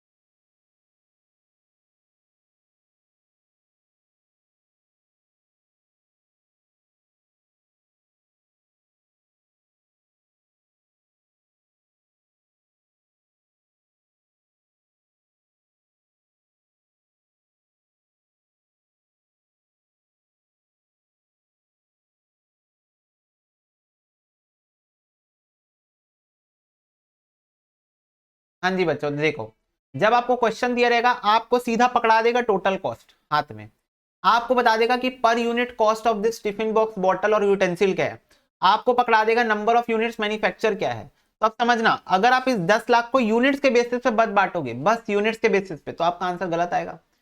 3 4 5 6 7 देखो 3:2:4 में बांट के देखो, 10 लाख को आप बांटो इन 3 2 और 4, that is in the ratio of units, बांट के देखो तो 10 lakh divided by 3 4 5 6 7 8 9 divided by 9 into 3, तो ये आ जाएगा 3,33,333 इंटू 2, तो जाएगा 2,22,222 और इंटू 4, तो जाएगा 4,44,444। ठीक है, तो ये तुम्हारा आ रहा है, तो देख लो गलत आ रहा है क्योंकि हमारा एक्चुअल कॉस्ट तो 6 लाख 2 लाख 2 लाख है, तो यूनिट्स के बेसिस पे बांटोगे तो गलत आएगा। कुछ बच्चे बोलते हैं भैया हम पर यूनिट बेसिस पे बांटेंगे, पर यूनिट कॉस्ट है उस बेसिस पे बांटेंगे। इसमें भी काट के देख लो, इसका क्या हो जाएगा 5 4 जा 20, 5 2 जा 10, 5 1 जा 5, 4:1 आएगा इसका रेशियो। ठीक है, 20:10:5 का रेशियो 4:1 आएगा। तो अगर आप इस पे बांटोगे तो 10 लाख डिवाइडेड बाय 7 इंटू 4 तो आ रहा है 5,71,428 इंटू 2 ये आ रहा है 2,85,714 और इंटू 1 तो 1,42,857 ये आ रहा है। अगर आप बांटोगे तो दोनों से गलत आ रहा है। तो आपको एक्चुअल में बांटना किससे है, आपको 10 लाख को बांटना है in the ratio of per unit cost into number of units produce. Yes, तो इसके और इसके दोनों के मल्टीप्लीकेशन से आपको बनाना है एक नया रेशियो और उस रेशियो में बांटना है। क्यों? क्योंकि बेटा कितनी पर यूनिट कॉस्ट कितनी लगी, एक यूनिट के ऊपर कितने का प्लास्टिक लगा ये, और कितने यूनिट्स बनाए, दोनों इंपॉर्टेंट है ये डिसाइड करने के लिए कि टोटल कॉस्ट का कितना पोर्शन आपको बाय फॉरगेट है। क्योंकि एक्चुअल में टोटल कॉस्ट कैसे निकलती है, number of units produce into per unit से ही निकलती है। तो तुम लोग बोलोगे भैया तो मैं इतना दिमाग क्यों लगाऊंगा, मेरे को यूनिट दिया रहेगा, मेरे को पर यूनिट दिया रहेगा, मैं दोनों को मल्टीप्लाई करके निकाल लूंगा, मैं इतना दिमाग क्यों लगाऊंगा। मुद्दा वही है, पर यूनिट दे देगा, यूनिट जो है वो डायरेक्टली ऐसे नहीं देके रखेगा, कुछ तो भी उटपटांग सा बता के रखेगा, रेशियो बता देगा, परसेंटेज बता देगा, यूनिट नहीं बताएगा आपको, या तो रेशियो बता देगा तो परसेंटेज बता देगा, ऐसा कुछ बता देगा। तो आपको हमेशा ध्यान रखना है number of units produced into per unit cost, दोनों को मल्टीप्लाई करके जो रेशियो बनेगा उस रेशियो में आपको बांटना है। तो जैसे मान लो क्वेश्चन में यूनिट्स ना बताते हुए 3 to 4 बता दिया है, तो आपको क्या करना है 3 into 2 60, 10 into 2 20, 5 into 40 80, ये आपका रेशियो आ रहा है 6:2:8। अगर मैं इसको सिंप्लीफाई करूं तो 3:1:4 आ रहा है। ठीक है, अब इसमें बांट के देखो 10 लाख डिवाइडेड बाय 8 इंटू 3 तो ये आ रहा है 3 लाख। एक सेकेंड, गलत किससे आ रहा है ये, 3 2 6 6 लाख, 2 लाख, सॉरी एक मेरे से गलती हो गई, 20 और 5 4 जा 20 ये होगा रेशियो, तो 6:2 होगा रेशियो, तो हो जाएगा 2 3 जा 6 2 1 जा 2 2 1 जा, तो ये हो जाएगा 5। तो 10 लाख डिवाइडेड बाय 5 इंटू 3 तो ये हो गया 6 लाख इंटू 2 ये हो गया सॉरी इंटू 1 ये हो गया 2 लाख इंटू 1 ये हो गया 2 लाख। तो ये देखो अब सही कॉस्ट आपको आके मिली। कैसे मिली? जब मैंने पर यूनिट को रेशियो ऑफ यूनिट्स प्रोड्यूस से मल्टीप्लाई किया। मतलब सिंपल शब्दों में आपको ये ध्यान में रखना है कि टोटल कॉस्ट का फॉर्मूला क्या होता है। टोटल कॉस्ट के फॉर्मूले में मैं number of units production units को मल्टीप्लाई करता हूं पर यूनिट कॉस्ट से। तो जब हम रेशियो निकालेंगे टोटल कॉस्ट को बांटने के लिए तब भी हमको ये दोनों आइटम को कंसीडर करना मस्ट है। दोनों आइटम कंसीडर करना इंपॉर्टेंट है, मस्ट है, करना ही करना है, बात खत्म। ठीक है बच्चों, आ रही है क्या बात समझ में? यस भैया, ओके डन। तो अब उसी कॉन्सेप्ट पे हमारा last question, SK engineering company limited. देखो क्या बोलता है, एक मिनट ना, कोई और पोर्शन है तो उसको हम लोग पहले यहाँ ले आते हैं। अब देखो SK engineering company limited manufacture कर रही है 2 types of auto bearing, XD नाम है और एक्सी नाम है। कंपनी रिकॉर्ड करेगी following particular for those bearing for the month of May. Material इतना लगा है, कंबाइंड दिया है, लेबर इतना लगा है, ओवरहेड्स इतने के लगे और ऑफिस के इतने लगे। There was no work in progress at the beginning और at the end of the month. It was ascertain that direct material cost per bearing, direct material cost per bearing for type XD 160% है type XC के। देखो बोला था ना, वो या तो पर यूनिट नहीं देगा, यूनिट्स दे देगा। देखो कहीं ना कहीं यूनिट्स दिया होगा, ये देखो पॉइंट नंबर 7 में यूनिट्स दे के रखा है आपको। तो यूनिट्स दे देगा तो इधर पर यूनिट में कुछ लोचा करेगा, ये पर यूनिट दे देगा तो यूनिट्स पे कुछ ऐसा लोचा करेगा, रेशियो बता देगा। टोटल तो बताएगा नहीं, क्योंकि टोटल बता दिया तब तो गेम ही खत्म हो जाएगा ना, है ना। Yes, direct labour cost, sorry direct labour cost per bearing type XE का 40% है एक्सडी के। प्रोडक्शन ओवरहेड को सेम एब्जॉर्ब करेंगे on the basis of direct labour cost. मतलब डायरेक्ट लेबर कॉस्ट का जो रेशियो है, डायरेक्ट लेबर कॉस्ट का जो रेशियो है उसी रेशियो में हम लोग प्रोडक्शन ओवरहेड्स को एब्जॉर्ब कराएंगे। ठीक है, ऑफिस ओवरहेड्स को हम फैक्ट्री कॉस्ट के रेशियो में ऑब्जर्व करेंगे। मतलब दोनों का जो भी फैक्ट्री कॉस्ट आएगा उस रेशियो में बांट देंगे। सेलिंग एंड डिस्ट्रीब्यूशन ओवरहेड 2 रुपए है पर बियरिंग सोल्ड। ओके, ये तो इजी है। Stock of finish bearing on 1 मई 2009, यानी कि ओपनिंग स्टॉक देके रखा है 15,000 XD का और 20,000 XC का। प्रोडक्शन इस मंथ के दौरान हुआ है 2,70,000 XD का और 3,30,000 XC का। आउट ऑफ मेज आउटपुट, मतलब मई में जो मैंने प्रोडक्शन किया है उसमें से 25,000 बियरिंग XD का और 40,000 बियरिंग XC का अभी भी स्टॉक में पड़ा हुआ है, यानी कि क्लोजिंग स्टॉक देके रखा है। ठीक है, और क्वेश्चन फीफो का होगा, तभी बोल रहा है कि इस महीने के प्रोडक्शन से हमने निकाल के रखा है, FIFO method. Which valued at cost of production, आपको क्या करना है, स्टेटमेंट बनाना है कॉस्ट ऑफ प्रोडक्शन दिखाते हुए ईच टाइप ऑफ बियरिंग का, और स्टेटमेंट बनाना है जो कि सेलिंग प्राइस शो करेगा बियरिंग का, would be marketed if company desire 20% profit on selling price. दो चीज हमको करनी है क्वेश्चन। ठीक है, तो चलो let's make a statement showing cost of production.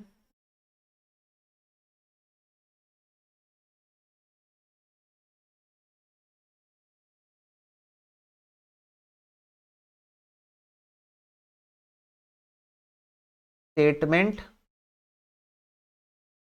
showing cost of production, particulars, amount। Okay, तो वर्किंग्स करनी पड़ेगी। सबसे पहले हमको निकालना पड़ेगा रेशियो ऑफ द रेशियो जिसमें हम लोग को डायरेक्ट मटेरियल को बांटना है। चलो working note number 1,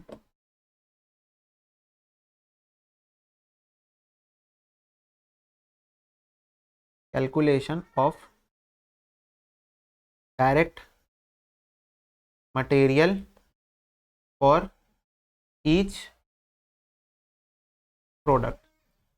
XD XE दो ही है ना, XD है और XC है। तो देखो अब सबसे पहले समझो XD का प्रोडक्शन कितना हुआ है। XD का प्रोडक्शन 2,70,000 हुआ है और XC का 3,30,000 हुआ है। तो पहले तो ये यूनिट्स प्रोड्यूस्ड है, इसका रेशियो क्या हो जाएगा, इसका रेशियो हो जाएगा 3 9 27 और 3 11 33। तो ये इसका रेशियो हो गया, यूनिट्स प्रोड्यूस का रेशियो हो गया। ठीक है, रेशियो ऑफ यूनिट्स प्रोड्यूस्ड। अब पर यूनिट कॉस्ट का रेशियो चाहिए। पर यूनिट कॉस्ट का रेशियो क्वेश्चन ने यहां पर बता के रखा है कि direct material cost per bearing for type XD जो है वो 160% है XC का। तो अगर मैं XE को XE को 1 एज्यूम कर लूं तो XD का कितना आ जाएगा, 160% ऑफ 1, तो दैट इज 1.6। बेसिकली तुम इस पर x एज्यूम कर सकते हो। XC को अगर तुम x रेशियो एज्यूम कर लोगे तो बाद में तो x कट ही जाना है, तो उससे अच्छा 1 ही एज्यूम कर लो, है ना। अगर देखो आप इसको x एज्यूम करते हो, XC को अगर आप x एज्यूम करते हो तो XD क्या हो जाएगा, 1.6x हो जाएगा। बाद में x कट ही जाना है, तो उससे अच्छा डायरेक्ट 1 ही एज्यूम कर लो, तुम्हारी मर्जी। तो यहां लिखते हैं हम ratio of per unit cost. तो XD का कितना है 1.6 और XC का कितना है 1, तो बताओ रेशियो ऑफ कॉस्ट कितना आ जाएगा, ये आ जाएगा बेटा 9 इंटू 1.6 14.4 और 11, this is the ratio. Okay, yes भैया।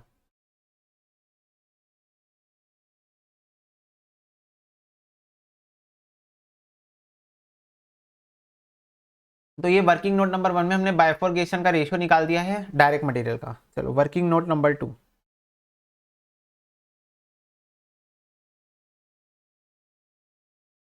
Calculation of direct labour ratio.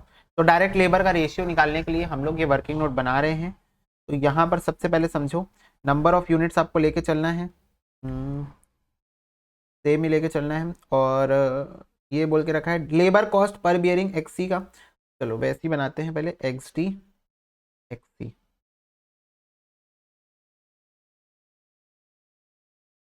XD का 9 था और XC का, हाँ, पर यूनिट का रेशियो। तो पर यूनिट का रेशियो इस पे भी हम वैसे ही निकाल लेते हैं। Labour cost per bearing for type XE was 40% of XD. तो एक्सडी को हम लोग 1 एज्यूम करते हैं और एक्सी को फिर हम लोग निकालेंगे। इस बार हम लोग एक्सडी को 1 एज्यूम करते हैं, ठीक है।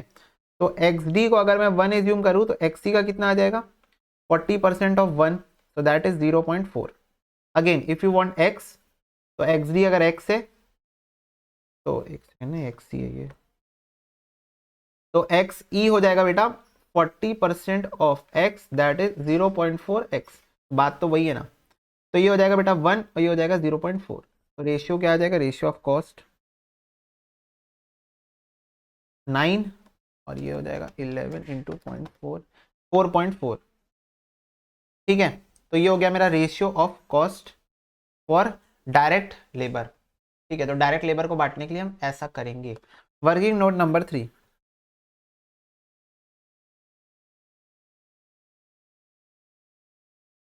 कैलकुलेशन ऑफ प्रोडक्शन ओवरहेड्स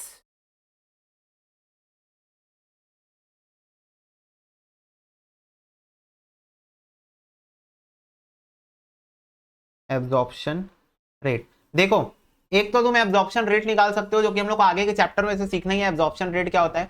दूसरा, अगर तुमको अपना काम नहीं बढ़ाना है इस क्वेश्चन में, तो सीधा भाई सीधा प्रोडक्शन ओवरहेड्स को आंख बंद करके उठाना और डायरेक्ट लेबर के रेशियो में बांट देना, ठीक है। और ऑफिस ओवरहेड को फैक्ट्री कॉस्ट के रेशियो में बांट देना, जो भी फैक्ट्री कॉस्ट आएगा उसी रेशियो में बांट देना, अगर तुमको अपना काम बढ़ाना नहीं है तो।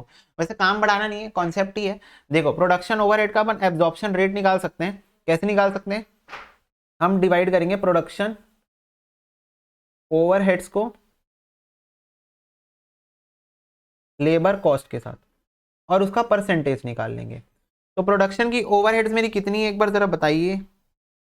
6,03,000 रुपये। डिवाइड करेंगे लेबर से 20,10,000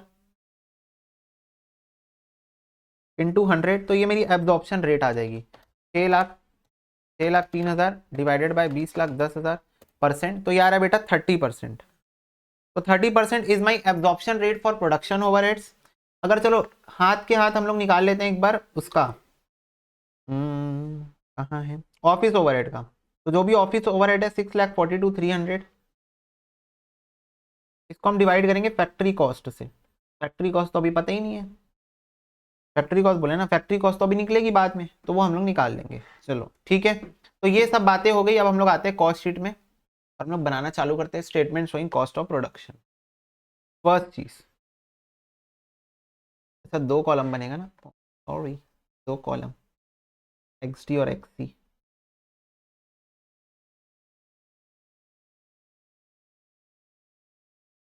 x E direct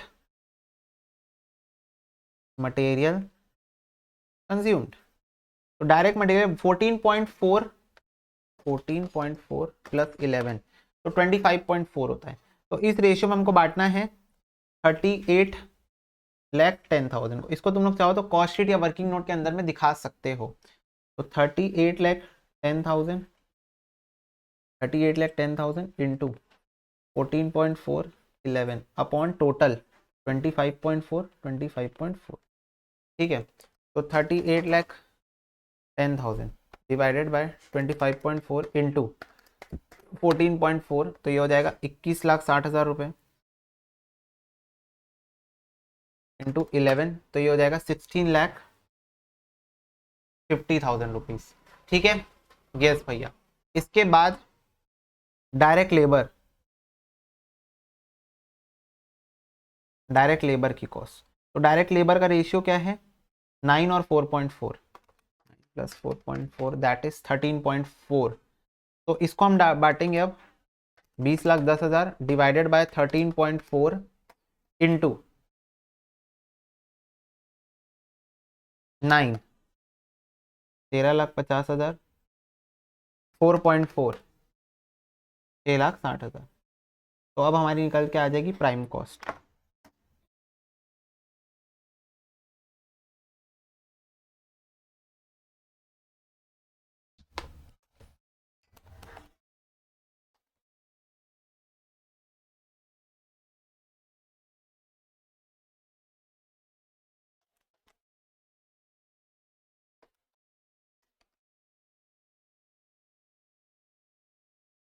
this is what my prime cost. Next निकालो factory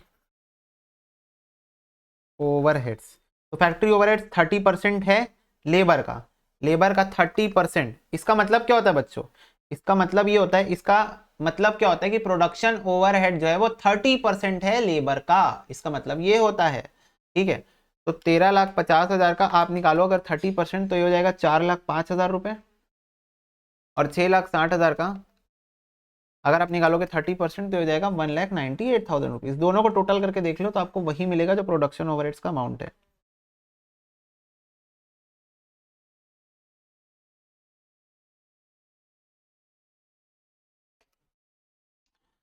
2 lakh 25,08,000 39,15,000। This is what factory cost. Now factory cost का टोटल अगर आप लगाओगे 25,08,000, तो ये आपको 64,23,000 आ रहा है। अब यहां से मैं एब्जॉर्प्शन रेट निकाल सकता हूँ। 64,23,000 into 100 memory plus 6,42,300 divide memory recall is equal to, तो यार है बेटा 10%। तो मेरा जो ऑफिस ओवरहेड्स होगा वो 10% ऑफ फैक्ट्री कॉस्ट होगा, 10% ऑफ फैक्ट्री कॉस्ट होगा। तो ये मेरी फैक्ट्री की कॉस्ट आ गई है।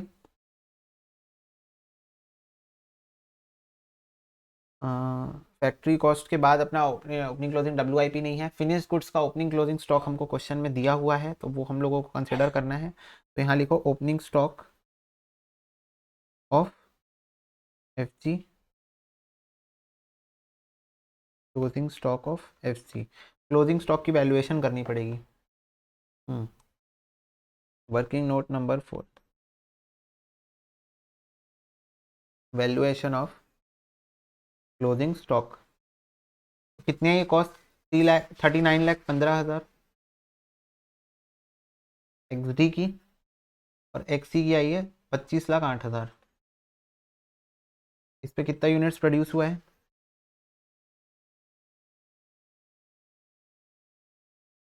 का 2,70,000 यूनिट्स था, 3,30,000 यूनिट्स था। यस, पर यूनिट कॉस्ट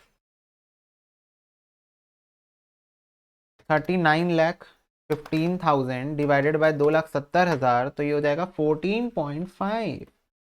25,08,000 डिवाइडेड बाय 3,30,000, ये हो जाएगा 7.6। क्लोजिंग स्टॉक लिखो यहाँ पर। क्लोजिंग स्टॉक क्वेश्चन ने अपने हाथों से बताया है, परोस के दिया है, तो परोसा हुआ खाना हम खाते ही हैं अच्छे से। तो ये हो जाएगा बेटा 25,000 XD का, 40,000 XC का। तो फाइनली अपना वैल्यू ऑफ क्लोजिंग स्टॉक कितना हो जाएगा, ये 7.6 इंटू 40,000, 3,04,000, 25,000 इंटू 14.5, तो ये हो जाएगा 3,62,500 रुपीज। तो this is the value of the closing stock. ठीक है, 362,500 और 3,04,000।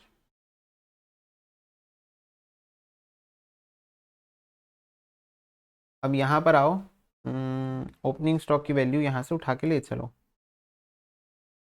15,000 15 रुपये, 20,000 8 रुपये।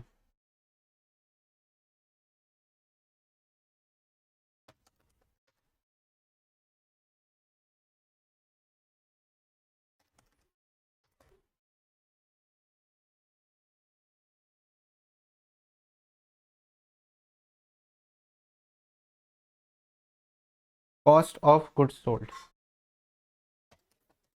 39,15,000 प्लस 2,25,000 माइनस 3,62,500, तो ये हो जाएगा 37,77,500। 25,08,000 plus 1,60,000 minus 3,04,000, 23,64,000। This is what cost of goods sold. अब कॉस्ट ऑफ गुड्स सोल्ड के बाद एडमिन के खर्चे आएंगे,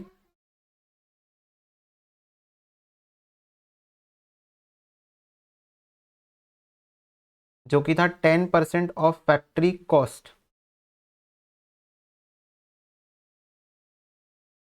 here we calculated 10% of factory cost. या फिर आप डायरेक्टली क्या कर सकते हो, इसको आप बांट सकते हो ऑफिस ओवरहेड्स को on the ratio of factory cost, ये भी आप कर सकते थे।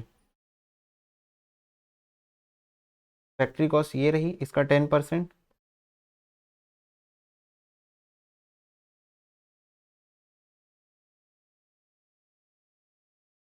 सेलिंग के खर्चे भी लेने हैं।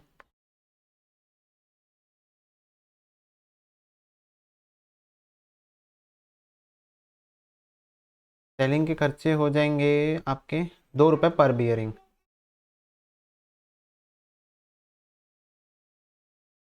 एक मिनट, तो अपना यूनिट सोल्ड पहले निकालना पड़ेगा हमको, तो यहाँ पर लिखो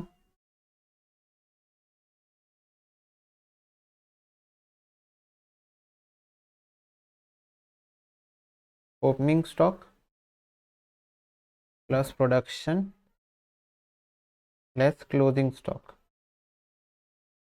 तो ओपनिंग स्टॉक था मेरा 15,000, 20,000, 2,70,000, 3,30,000।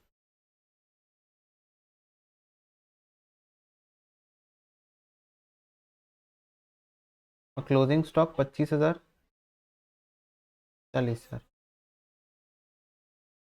15,000 प्लस 2,70,000 माइनस 25,000, 2,60,000 सोल्ड है। 20,000 प्लस 3,30,000 माइनस 40,000, ये हो जाएगा 3,10,000। सेलिंग ओवरहेड्स ले लेते हैं हम लोग, 2 रुपये पर bearing sold for each type, तो 2,60,000 और 3,10,000 इंटू 2, 3,10,000 इंटू 2, 6,20,000। तो अब निकालो अपना cost of sales. 37,77,500 plus 3,91,500 plus 5,20,000, तो यार है बेटा 46,89,000, 23,64,000 प्लस 2,50,800 प्लस 6,20,000, तो ये हो जाएगा बेटा 32,34,800। ठीक है, तो ये हो गया। मैं फिर से बता रहा हूं, फिर से एक और चीज, एडमिनिस्ट्रेटिव ओवरहेड जो आपको दिया हुआ था वो आप सीधा फैक्ट्री कॉस्ट का 10% ले सकते हो, जो कि हमने यहां पर निकाला है, ये देखो। या फिर आप सीधा उसको रेशियो ऑफ फैक्ट्री कॉस्ट में बांट सकते थे। अभी के अभी वीडियो को एक बार पॉज करो और दो चीज करो। पहला चीज आप करो, फैक्ट्री ओवरहेड जो था, टोटल अमाउंट फैक्ट्री ओवरहेड्स का, उसको डायरेक्ट लेबर की रेशियो में 13,50,000 और 6,60,000 में बांट के देखो, सेम आएगा। दूसरा, एडमिनिस्ट्रेटिव ओवरहेड को आप फैक्ट्री कॉस्ट के रेशियो में 39,15,000 और 25,08,000 में बांट के देखो, सेम आएगा। ठीक है, तो वो चीज आप कर सकते हो, या तो आप रेशियो में बांट सकते हो, या तो आप एब्जॉर्प्शन रेट निकाल सकते हो। और ये तो हमको आगे के चैप्टर में सीखना भी है ना कि एब्जॉर्प्शन रेट कैसे निकलता है। ठीक है, तो ये तुम्हारी कॉस्ट ऑफ सेल्स आ गई। विस्टम को ऐड करना है profit. What is profit, question ने बोल के रखा है 20% ऑफ सेलिंग प्राइस, यानी कि 1/5 ऑफ सेलिंग प्राइस। तो 1/5 of selling price equal to 1/4 of cost price. ठीक है, 1/5 of selling price is equal to 1/4 of cost price. ये कैसे आता है, इसका मैंने तरीका आपको बताया था कि 20% ऑफ सेलिंग प्राइस है, तो we will assume selling price is 100, जो जिसका भी परसेंट दिया रहता है उसी को 100 एज्यूम कर लेते हैं, तो ये आ जाएगा 20 आ जाएगा प्रॉफिट। तो कॉस्ट कितना आ जाएगा, sales minus profit is equal to cost. तो प्रॉफिट ऑन कॉस्ट कितना आ जाएगा, यह आ जाएगा प्रॉफिट अपॉन कॉस्ट 1/4। तो दिस इज 1/4 ऑफ कॉस्ट। तब हम इसको निकाल लेते हैं 1/4 ऑफ कॉस्ट करके, तो 46,89,000 डिवाइडेड बाय 4, तो ये आ जाएगा बेटा 11,72,250, 11,72,250, 32,34,800 डिवाइडेड बाय 4, तो हो जाएगा 8,08,700। हमारी सेल्स आ रही है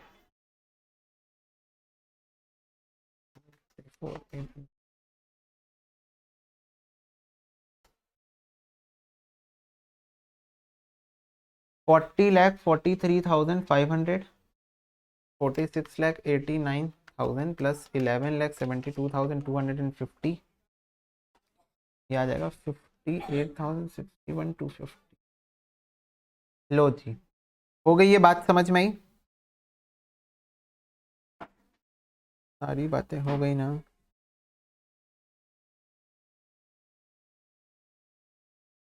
अच्छा, सेलिंग प्राइस पूछा है तो इसको पर यूनिट में भी निकाल लो।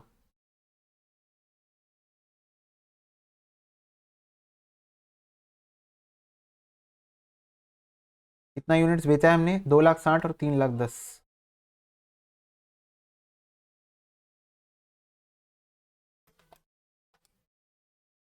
22.54,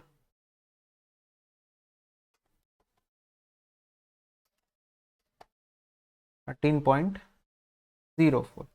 ठीक है, तो ये हमारा पर यूनिट कॉस्ट होगी। तो ये हमारी कॉस्ट शीट बन गई। इसको इसके अंदर फिर से अगेन क्या कॉन्सेप्ट है इसके अंदर में कि हम लोगों को इन टोटलिटी कॉस्ट दिया रहता है, हमको उसको बाइफरगेट करना करता है, डिवाइड करना पड़ता है on the basis of some ratios, और वो रेशियो हम लोग फाइंड आउट करते हैं on the basis of practical things. That हम लोग का जब टोटल कॉस्ट निकलता है तो number of units into per unit cost से निकलता है, तो रेशियो भी वैसे ही निकलेगा। ठीक है, और ये एब्जॉर्प्शन रेट का कॉन्सेप्ट हमको आगे पढ़ना ही ओवर चैप्टर में, लेकिन अभी बता दूं 10% ऑफ 10% ऑफ ये हमने निकाल लिया था फैक्ट्री कॉस्ट का, तो ये हमारा ऑफिस ओवरहेड होता है, और 30% ऑफ लेबर हमारा प्रोडक्शन ओवरहेड्स होता है। अगर तुम ऐसे नहीं चाहते थे, again I am telling, directly ratio में बांट सकते थे। ठीक है, जो तुमको पसंद है। तो इसके साथ बच्चों हमारा कॉस्ट शीट वाला पोर्शन पूरा समाप्त होता है। कॉस्ट शीट के हमने सारी वेरायटी यहाँ पर कवर की है। ठीक है, जो कि एग्जाम ओरिएंटेड बातें हमने की है पूरी पूरी, और हमको इन टोटल 3 लेक्चर्स लग गए कॉस्ट शीट का पूरा पूरा पोर्शन हमको कवर करने में। ओके, तो अब तुमको थोड़ा कॉन्फिडेंस बिल्ड हुआ होगा। ये जो क्वेश्चंस थे वो तुम लोग रिपीट कर सकते हो एक बार और अगर चाहो तो इससे क्या होगा, तुम लोगों को और ज्यादा कॉन्फिडेंस बूस्ट होगा। नेक्स्ट क्लास से अपन नए चैप्टर के साथ फ्रेश शुरुआत करेंगे। इस लेक्चर में इतना ही। God bless you, take care and bye bye.